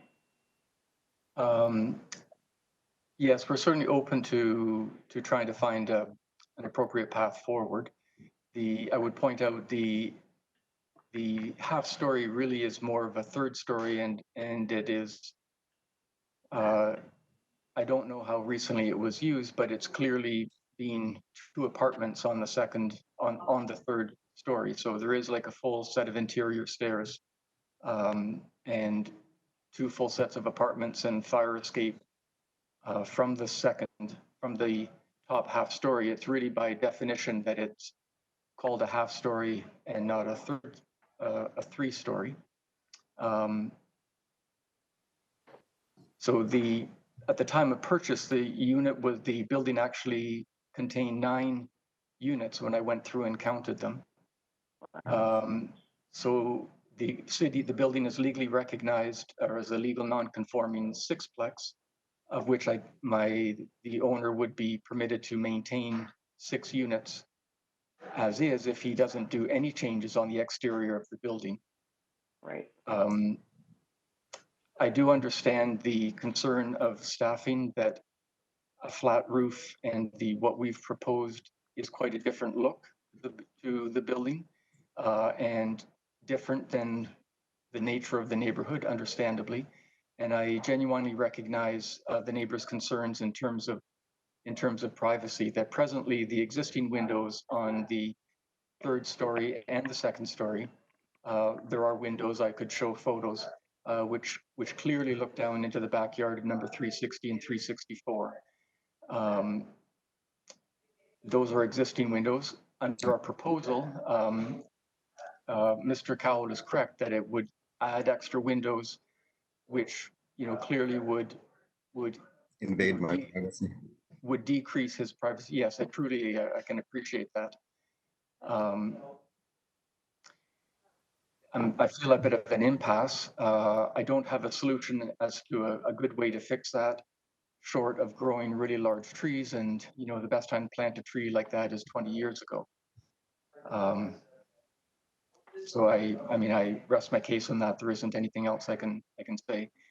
We are open to an alternative proposal that we've worked on that does not change the rear appearance of the building, doesn't change anything on the 3rd floor, but we would consider just basically filling in with a little bit of what would be called a shed roof between the existing dormers on the north side, the west side that faces the road, and the south side has a dormer as well. We can show some sketches for something of that sort, and that would be maintaining the 6-unit compliance with the existing 6-unit designation. It would add a small amount of floor area on the interior, but without really significantly changing the exterior appearance. Okay, David, while you're going on about potential modifications and or changes, if that's what you truly want to contemplate, you're within your rights to request that this be tabled and adjourned and brought back at another time with modified plans, which could be shared with the committee and the interested parties to see if it softens it up.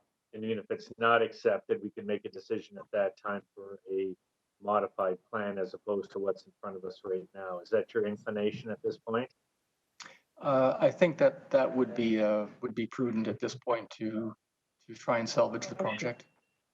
Okay, so I'm going to ask for a motion to adjourn and table it. Then when and if any modifications are made or not, it can be brought back at another date. Both the mother of Miss McDonald, the name is Mr. Cowell, will also get copies of this, staff, and we can adjourn it to another date, and maybe there'll be some type of reconciliation that makes it at least more acceptable.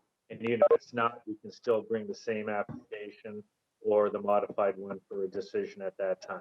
May I have a motion? Yep. David, seconder? See, Okay, hearing's adjourned. Just keep in touch with the committee office, who can then provide stuff to Mr. Powell and company, and hopefully some resolution comes. I mean, I can understand it'd be nice to tidy the place up and make it look good, but at the same time, you don't want to turn it into the Taj Mahal either. Hearing's adjourned. Sorry, may I ask, add one item? Mr. Cowell, I'm quite open to meeting with you and your neighbor informally to show you some preliminary sketches. I can maybe better understand your concerns, and I can maybe better express solutions. If you're open to that, I can provide my contact information. Well, that sounds great. Most people don't do that. You have the emails, and hearing's adjourned. Okay, thank you very much. Yeah. Bye-bye.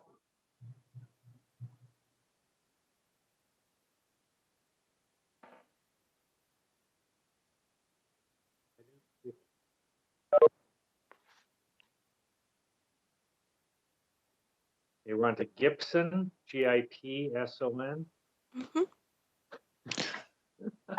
so we are here for HMB 19124 and HMA 19440 for 130 Gibson Avenue in Hamilton. And we have the owner, Roger, registered, as well as the agent, Marina, again. I'm here, Marina Pension from Picturesque. Good, Marina again? Oh, Yes, yes. I'm busy. You saw me last week too. Yeah, I know. Yeah. Okay, so you've obviously seen the comments. That's why I like when you're there, because you actually read them before. They Yes, seem to I be did. pretty good. Is there anything you want to say? No, I worked with the city. We tabled this and we worked to get it acceptable, and we submitted the changes. And from the comments, it seems like that the comments are now positive. So. Good. Okay, sounds good to me. Anybody? Motion for approval, Nancy? Nancy, oh, Yep. sorry, Margaret, I think has a question I do. or comment. Okay, go ahead, Margaret. I was noticing that transportation and development engineering had conflicting views on the need for road widening. Yes, the one has 1.7, yeah. 1.75, whereas Yeah. development engineering on page 5 says that there is sufficient road allowance in this location. So do we? There's a condition for the road widening as well. Is that there? The way I understood it, because I have the 3.5 meter front yard setback, no matter what they decide, the whole front yard will be garden. So I'm not running into the 50% green space. So, I think whether they widen the road or not, it really does not impact the project much. Why don't we just say the condition No, for that's road not widening if required? If required? If required. Then if it's not required from one department and you don't have to do it, you don't have to do it. Yeah. But the question is, if it is required, that's a 1.75 meter dedication. Would that change the variance for the front yard?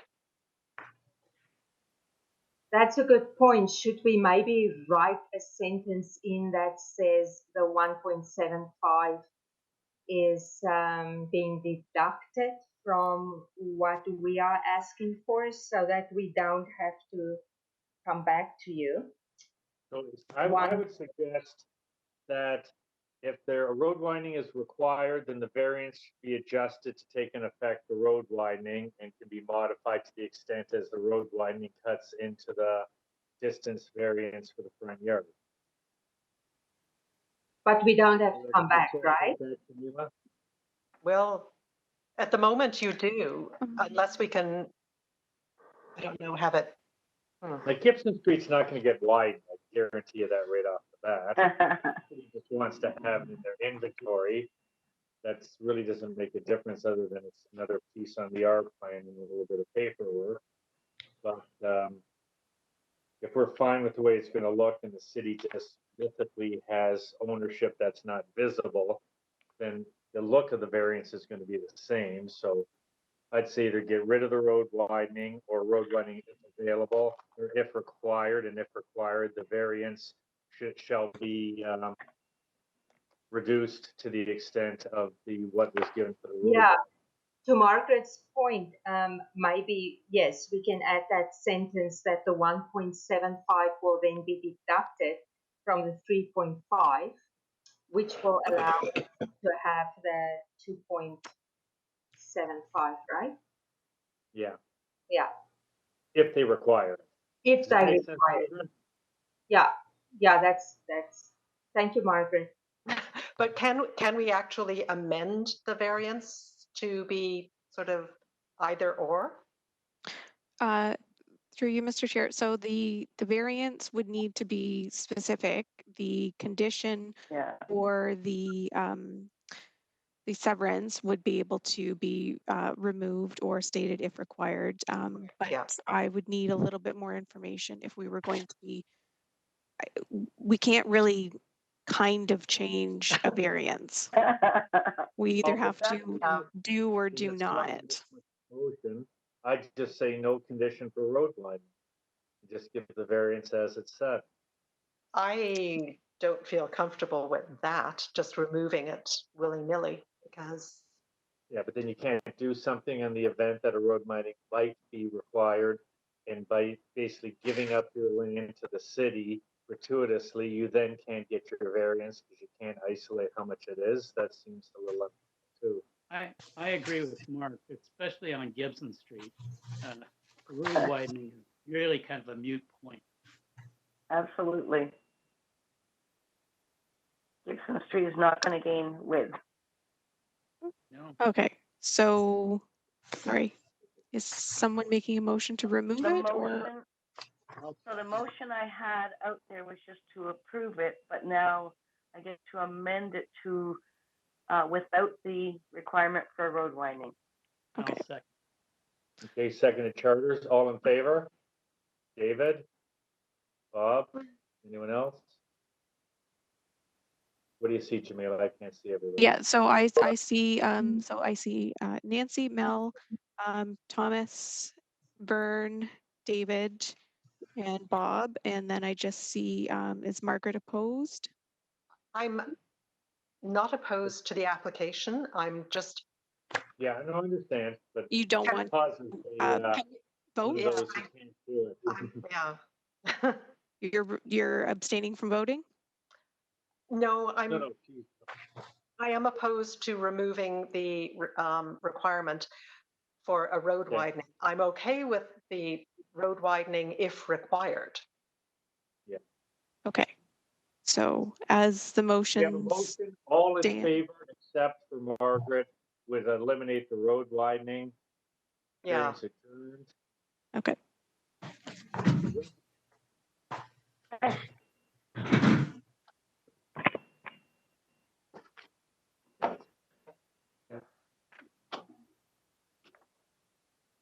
Roanoke. Thank you. Goodbye. Bye. Bye. For now. Yeah.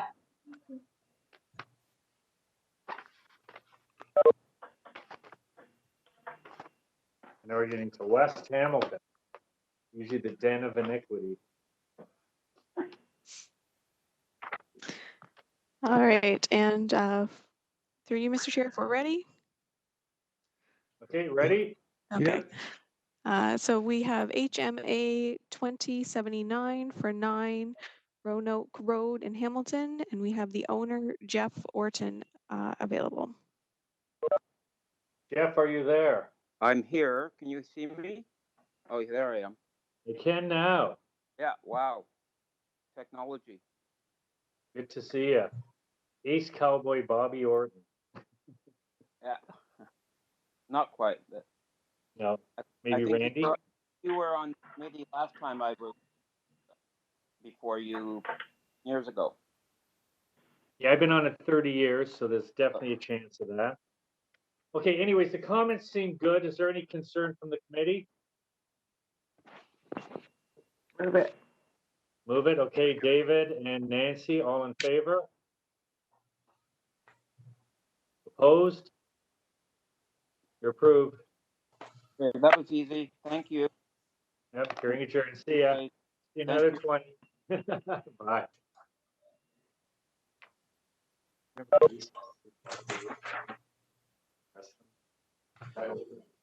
And his son is Randy. Yep. Great. Nikolai Volkov. He's walking with the flag. Okay, so we are on to, I'm all set whenever you are, Mr. Chairman. let's go for it. Okay, so we have HMA 2081 for 27 Paisley Avenue North in Hamilton. And we have the agent, Dwayne, available. Hi, how are you guys? Where's Dwayne? Dewey. Dewey. There you are. Okay. Okay, you see the comments. They seem to be pretty good. Does the committee have any questions or concerns? Maybe number 5, hang on.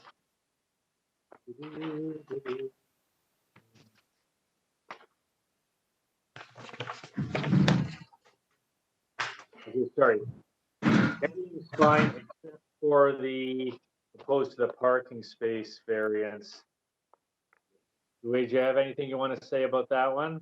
Yeah, so basically that variance is just to recognize an existing condition. That garage has been there for, I don't know, decades.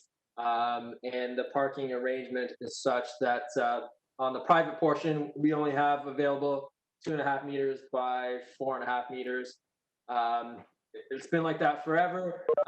The city's asked for a condition for a boulevard agreement. I would be okay with that. However, my client has asked me to for the committee to waive that requirement just because she feels that it's unnecessary red tape and that her average car would fit within the space provided. And so she asked me to ask on her behalf. Okay, so if I'm reading that carefully, you'd like this to go through, and if that is a mandated condition, you can live with it, but you'd prefer that it not be on the basis that your client asked you to do so. Pretty much. Yes, she would like us to recognize the existing as is. Okay, committee, any questions, concerns? Staff, anyone? No. Motion, anyone? Motion. Okay, David said he would approve it without the boulevard agreement. Is there a seconder for that? Nancy? Yep. All in favor? Okay, I see Bob. Else? Okay. Yeah, I see everyone has voted in favor. Okay, application approved, hearing adjourned. Thank you. Welcome.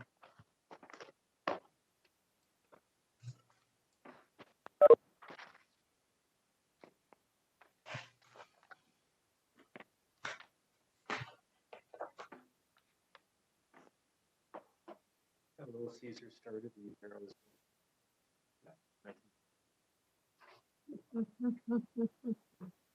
I know how old I am. It's a long day. All right, and I am good whenever you are, Mr. Chairman. Okay, go for it. All right, so we have HMA 2083 for 191 Longwood Road South in Hamilton. And we have Miles Weeks available for the agent. Miles? Okay, obviously you've read the comments. Anything you want to say? Are you happy with what you read? We're certainly happy with what we've read. I would like to request some clarification from staff, I suppose, specifically regarding condition number 1. We would just like to clarify exactly where the 3-meter wide planting strip along Longwood Road South would be required.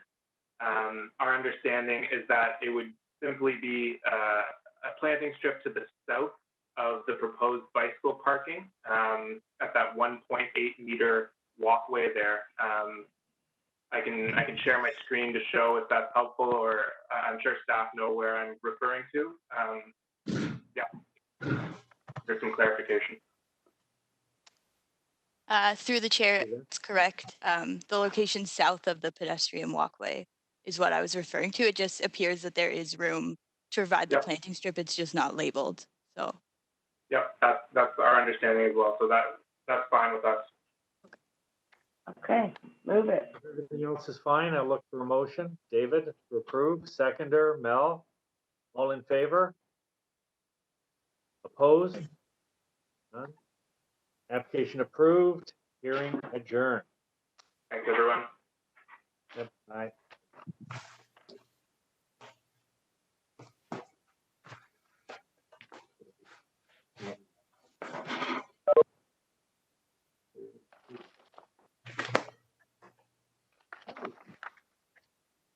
I know, then usually the one that they don't close the whole thing anyways.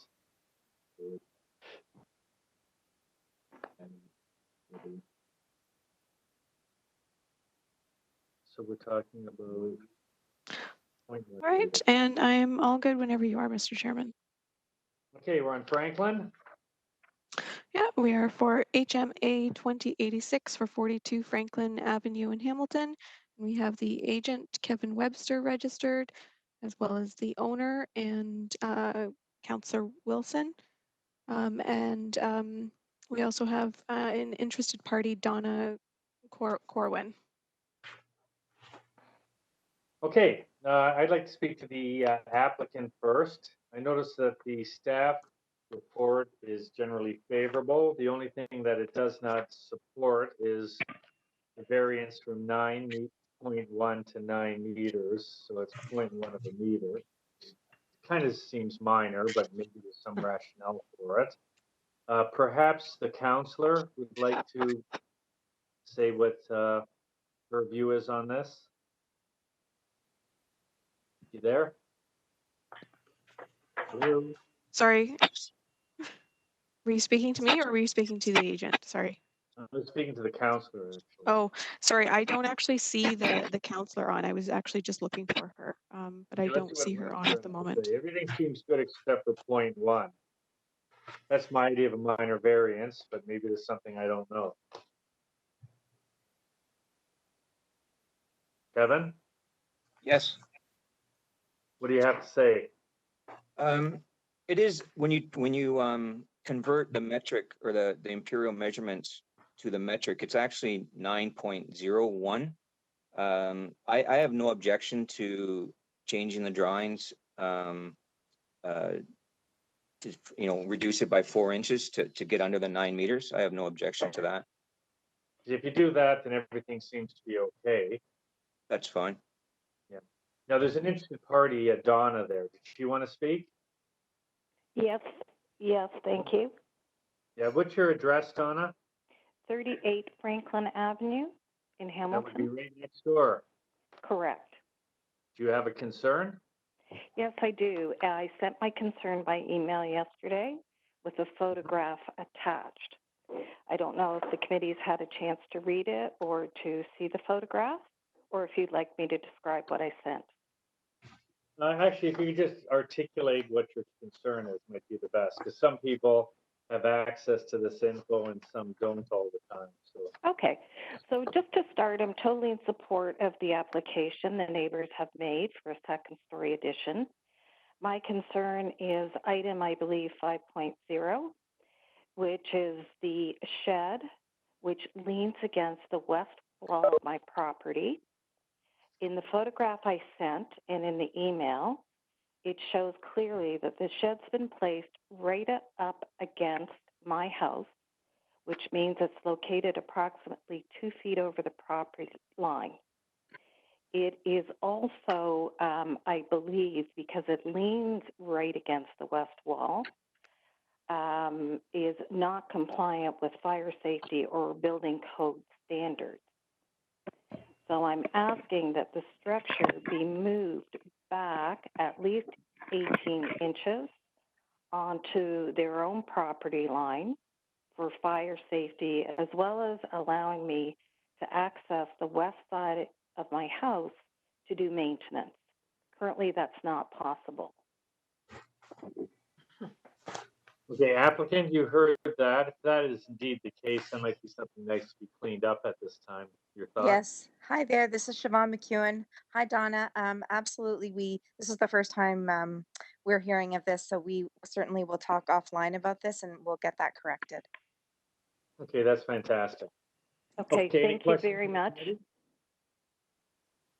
Yeah, at this time, I'm asking the committee if they have any questions concerning the application, keeping in mind that they're going to reduce the 9.1 to 9 as is the case.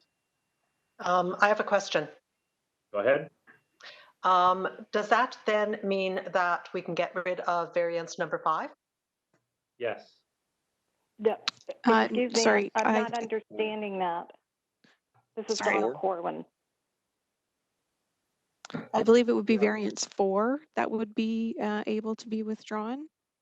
No, I was thinking about the shed, because variance 5 is the storage shed variance at 0.0 meters from the property line. I believe staff have comments for that. So through the chair, the variance wouldn't be removed because the variance is to allow the shed to be located in the side yard, and I'm assuming they would still be keeping it in the side yard. Staff is supportive of this variance because it's existing, but if it was recently built, then staff would like that they comply with the zoning bylaw. If they're going to move the shed, then it should comply with the zoning bylaw. Okay, so I think the long and short of this is that the shed will be moved off the lot line and the height will be 9 meters, then everything else is approved and on we go. Is that my understanding of what's being proposed? Yeah. Yes, I believe so. Okay. Yes. Someone want to make a motion to that effect? So just, will we be approving the variance at a distance of 0.0 meters from the easterly side lot line? Or is variance 4 and 5 being removed? That's my understanding. Then they have to deal with the shed and deal with the roof to be 9. Everything else is approved. I think variance 5 is still required. I'm just not sure about the 0.0 because it's still going to be in the side yard. Okay, I got it. Or is it? Well, right now it's on the neighbor's property, so even if it's 0.0, it's off her property and be more than 18 inches away. Is that correct, Donna? I'm sorry, I'm having trouble with the connection. You're fading in and out. The structure, the shed is directly on the brick of my home. There's 0 space. And how far is your brick from the lot line? I'm not sure, to be honest. I do know that it should be, I believe it should be 18 inches. And it's at 0. Okay, but I'm trying to ascertain if there's 18 inches from the lot line to your brick, then it can just be moved to the lot line and still be at 0. But if it's only 10 inches from your lot line to the brick, then the variance would have to be 8 inches. That's what I'm trying to figure out. Yeah, and and Donna, the designs that we had, what do you call it? The drawings of our house, our lot lines were from the brick of your house to the other side of the brick of our house, and that's why we went with that. So if we have a different property layout, then we probably just need to review it together so we understand and we're on the same page. But we can Okay. move, the shed can be moved to the proper zoning requirements once Perfect. it's moved. Yeah. Okay, so that's what I'm looking for in the minutes reflected today, that that would be clear in variance 5, that I don't have to come back to this. Yes. So I think you can be allowed in the side, but I don't, I guess really what it boils down to is probably you could keep that and you just move the one for the 9.1 and the 9. Well, the problem that I see, and the reason I'm still not clear, is the space that we're talking about is a narrow piece between the properties, and because it's actually leaning and built right in onto the brick of my house, I'm not clear on where we're agreeing to move it to. Hi, Donna. We can talk offline about this, but we'll figure out a spot that we're both happy with. You're right, that space is a narrow area. The shed is not actually built into the brick of your house. It's freestanding. And so Right, it would but be easy enough to move for us. Siobhan, I don't know if you saw the picture that I submitted, if you had a chance to look at it. No, no one has sent any of that to me. This is the Okay, first so I time I'm understand. hearing of it. Okay, so I'm just hesitant to what I'm agreeing to because I'm still not clear. Yeah, so Staff. we'll move it so that it's away from your property line. Mr. Chairman, Okay. I move Sorry, so we have staff and also we have Bob Charters wishing to speak. Okay, go ahead. Which one? Yeah. staff. Okay. Through the chair, to the committee, I just want to clarify that variance 5 is still required if the accessory structure is going to be in the side yard. Ideally, staff would want it moved into the Move it rear down. yard. Yeah. So, Yeah. and the minimum requirement for an accessory structure in a rear yard is 0.45 meters from Okay, any so what do we property just line. amend it to? We allow it to be in the side yard and it has to be, what is it, 4 inches or 0. Whatever you just said, 4 or 5 from the lot line. And that solves that problem. So it can still be I don't, put there.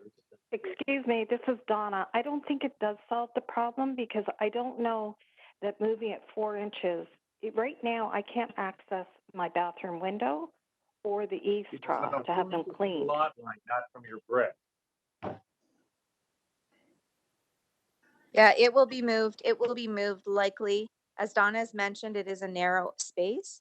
So it will likely not be moved into that narrow way. We'll likely move it into the larger part of the yard. Okay. Yeah, and Donna, I assure you, you and I will work on, Duncan and you and I will work on this together to come to an agreement that Okay. you're happy with. Okay, that's Okay, great. so Again, my concern is just what's in the minutes and what we're all agreeing to. Yeah, And it's hard and I to hear on agree the that phone. to move that out of the property, from your property Okay, line. thank you. So we're going to hear from the chairman now and you Okay. can continue your discussion offline. Thank you. Okay. Who wanted to speak? Was it Bob? Yes. Mr. Chairman, I'm prepared to move the motion as amended. So that would be as amended with, Variance on height being removed. so the variance on height being removed and the variance for the side yard setback staying or going to 0.4. 0.4, yes. 0.4. As opposed to 0. 0.4? Yep. Okay. Okay. All in favor?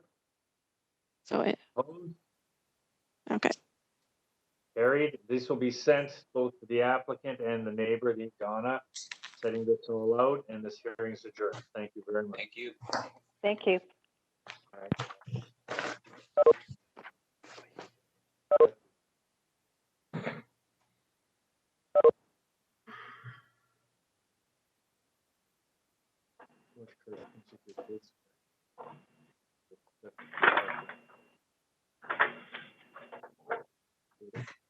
Used to be one on the so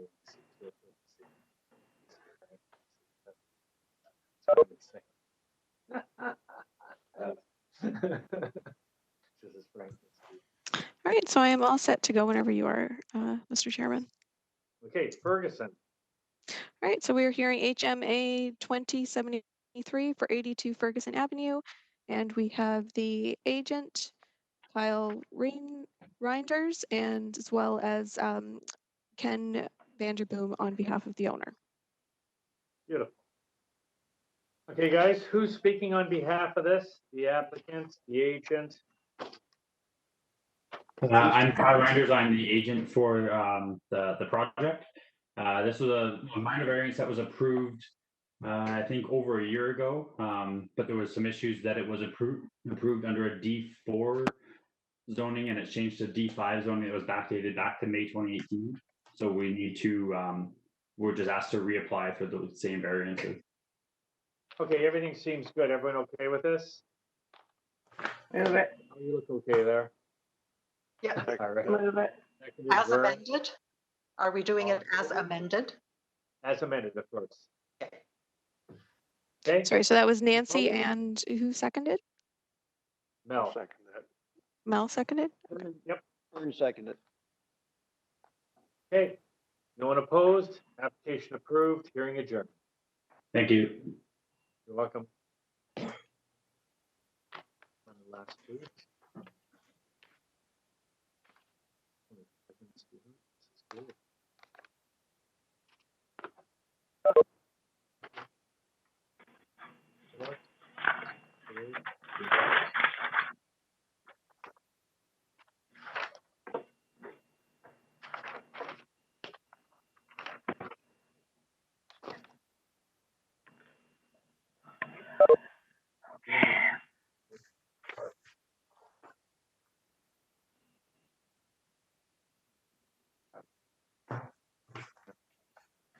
Sorry, bear with me. I've just frozen for a minute. Put on a sweater.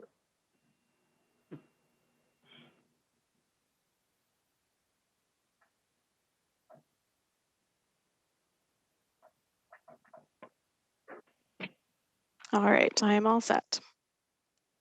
Perfect. Go ahead. Okay, so we are hearing HMA 2045 for 246 Bowman Avenue, and we have the owner registered, Mohammed. Hey, Mohammed, are you there? I do not see him on the call, however. Mm-hmm. It's generally okay, except for the traditional tandem parking saga. So I guess we do have to speak to him. Yes, he is not on the call. Is there a way that Do you you want can monitor it while we're moving on? Yes, I believe we could move on to Picton. That's for 335, so we're with time with that one. Okay, let's go to Picton. I haven't seen Herman in ages.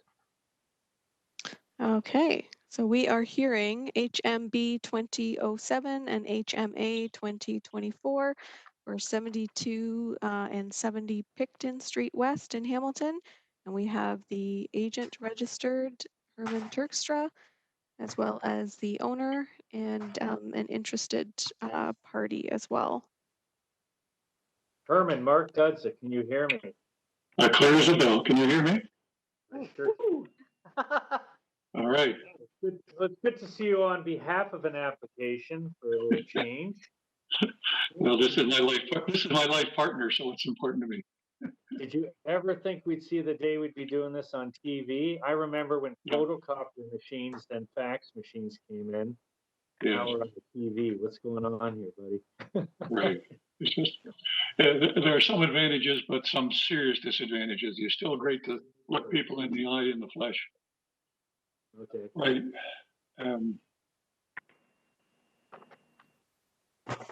Okay, go ahead, Herman. You see the comments are generally good, but there are some that are in opposition. So I'm sure you're prepared to tell us why we should do it anyway. And I've arranged with Jamila to do this by sharing my screen. Jamila, so I I hit the share content screen. Screen one. Yeah, so you should be able to share your content now. Okay. All right, can you see that okay? Sure can.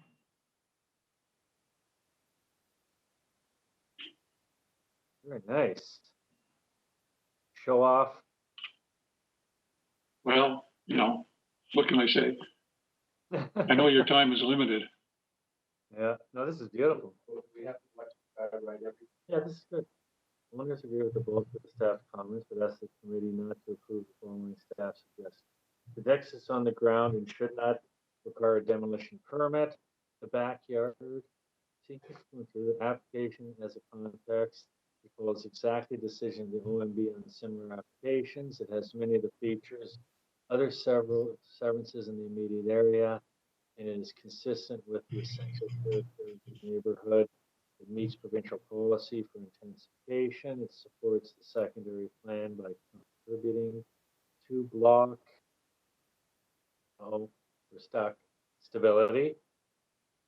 OMB decision 26/1999 trail severance in Burlington Street, 0 lot line, 3-foot side yard, side, 0 front yard to preserve the streetscape, 10-foot rear, no driveway or garage on 50% unit. Height control based on the bylaw.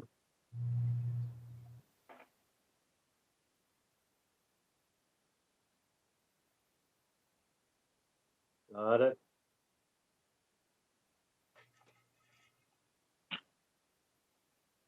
Perfect.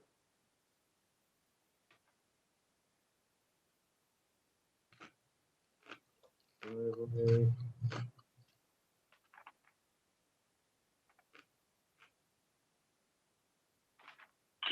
Just to stop there for a minute, you'll see what the board decided was a 0 lot line was appropriate between the two houses. And each house has a 3-foot side yard on it and a front yard. And having lived there for 25 years, I have to tell you, it works perfectly. What?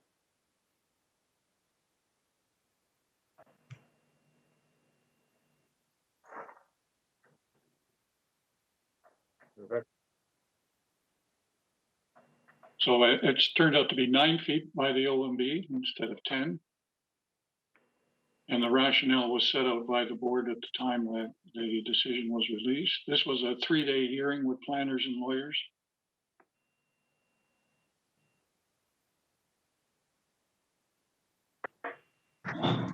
I ask you to take a minute and just read this as the decision.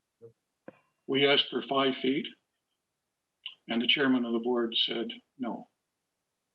He ended up with 9 feet. And so we have applied exactly with what was decided by the board.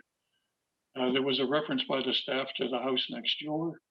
You'll see that the side yard there is 0. And the next house beside it is also 0.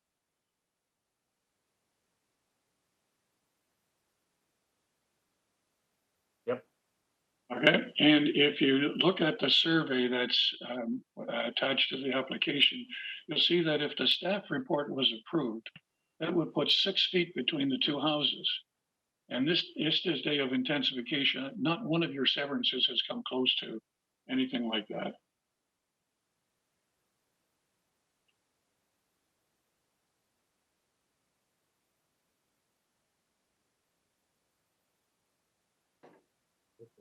In terms of this is just to support the staff position that the parking is adequate without a driveway. In case any of the members of the committee had any concerns, we did exactly what the OMB decision said to do in terms of parking.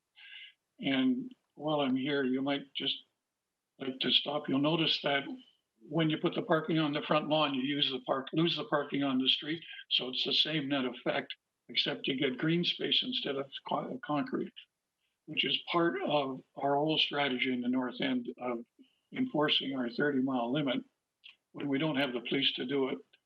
The best way to do that is exactly this. this is Picton Street, and this is why it's safe, because cars can't go 50K on that street. All kinds of houses. First of all, you'll see the space between the two houses. The 3 feet between the two houses. It's consistent with many houses in the neighborhood, all of which have got that same kind of 2 and 3 feet between them. So here's what we ask for. If I could spell it, would be helpful.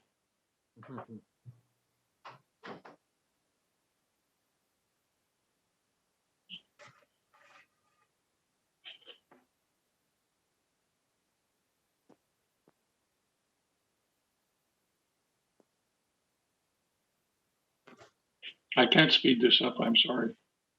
Okay, it's going good.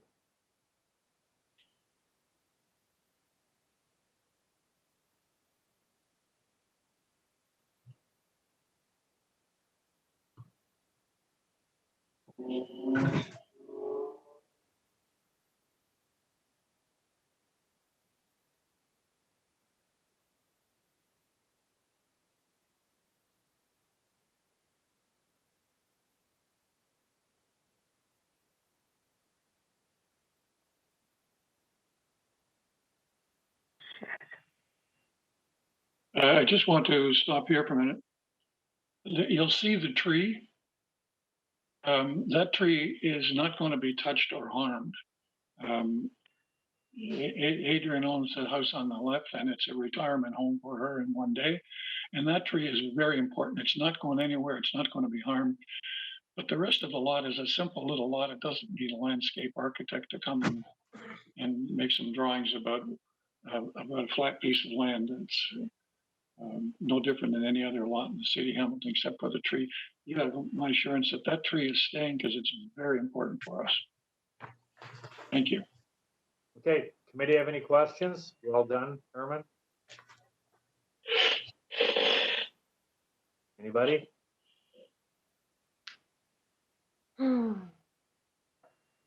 Well,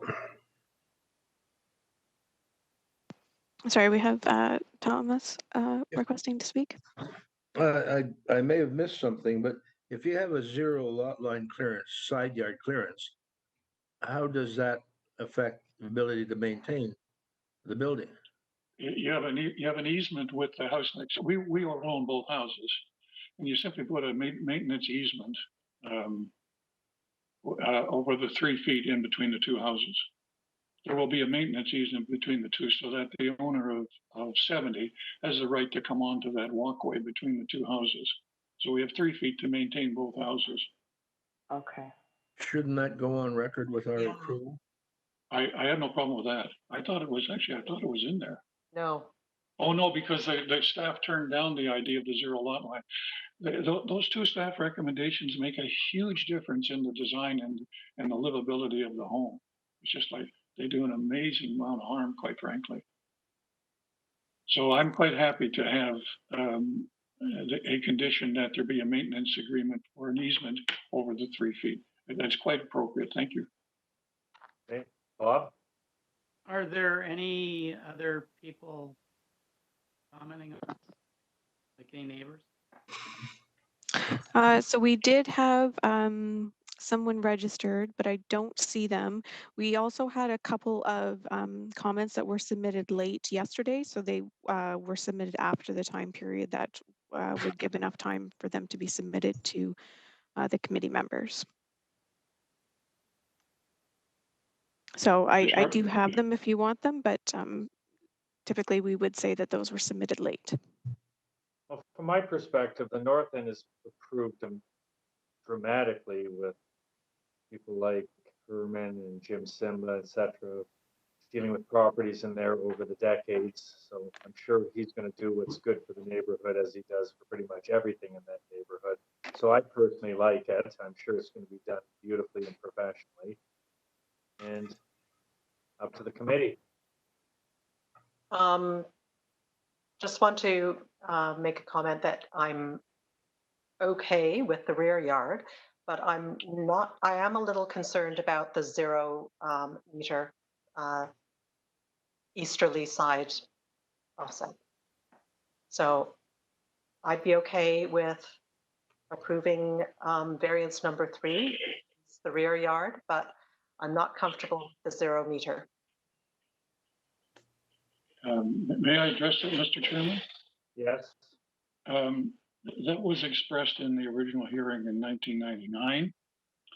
And it was approved by the municipal board. There's on the house beside us, that 3 feet, the house beside us has a 0 lot line. And so the house beside us that Carol built had a 3-foot side yard, and that's the only side yard.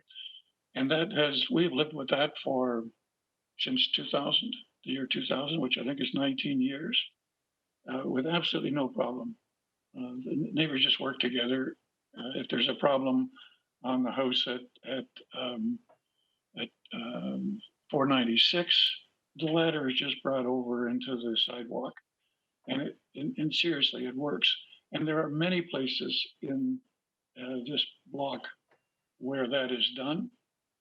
And you have approved, for example, on Lock Street, you have severances where the distance between the houses is 2 feet on each property, which is no way that you can get a 3-story ladder on, so that the neighbors have got to work together. And quite frankly, this is a different neighborhood, as you know. And that idea of the side yard, taking 3 feet off the house is a huge difference in the design and in the livability of the home. We've looked at probably 10 different designs for that site to make sure it's right. And it just changes the whole dimensions of things like the living room and the open space completely. And Okay, Bob, you have a question? Yes, through you, Mr. Chairman, to the staff. The only other time that this has happened like that with the 0 lot line is the other property that Mr. Churchster owns. What kind of and that's, going back now, like he points out, over 20 some odd years. My question is, there's been a lot of changes happen in that precinct in the last number of years. And I just want to know how this applies to other properties in that area if we do something where we just, through committee of adjustment, approve 0 lot line. Well, my perspective on this as a real estate lawyer is there's several hundred, maybe thousands of properties with 0 lot line where the houses are touching each other, like you see in the north end on Wilson Street, Cannon Street. That's just the way they were built and crammed in, the 25-foot lots in West Hamilton. And if he builds it, he has a maintenance easement or a right-of-way easement, and then it's there. And each application is done on its own merits, and see if it's not just putting in a chop thing, you're doing something nice. And then people in the future buy it, they see what's there, and they take what's there based on what has been done, in my opinion, a professional manner. I would like to hear from staff though, with regard to the planning issues down in that precinct and what their feeling is about it. I understand your perspective, Of the but New York. I didn't realize you were on staff. Through the chair, could you just clarify the exact question as it relates to this property? Or well, just explain to me your position on the 0 lot line and why staff haven't been supportive of it. And is there anything specific to West Harbor development that would be impacted by this decision if we were to approve? So through the chair to the committee member, our main opposition to the 0 lot line, 0 meter setback is access and maintenance. So if there is an easement, I guess that does help. We typically are of the opinion that, like, while I understand there are smaller setbacks in the area, we're of the opinion that new builds it's not exactly desirable to have a 0 meter lot line. And if some can be accommodated, that would be staff's recommendation. But again, yeah, our main concern was access for maintenance.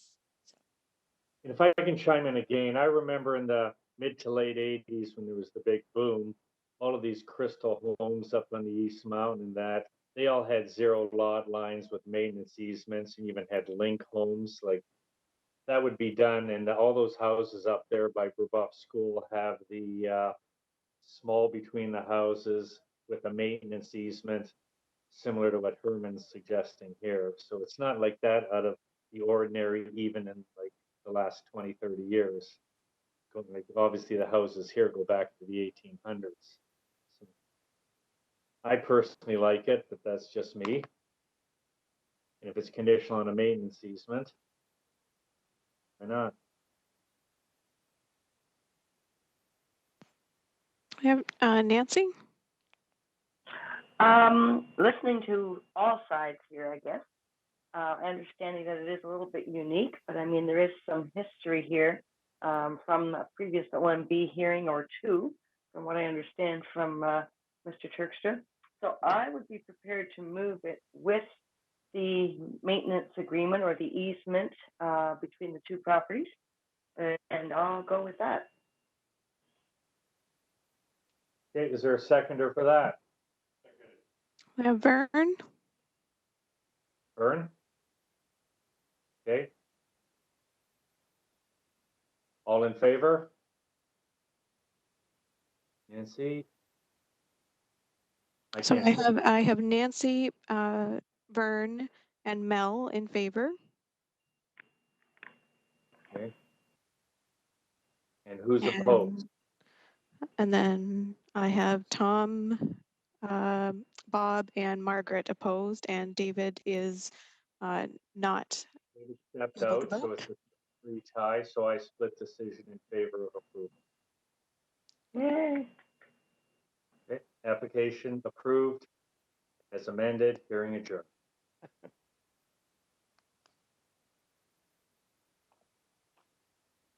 We're done.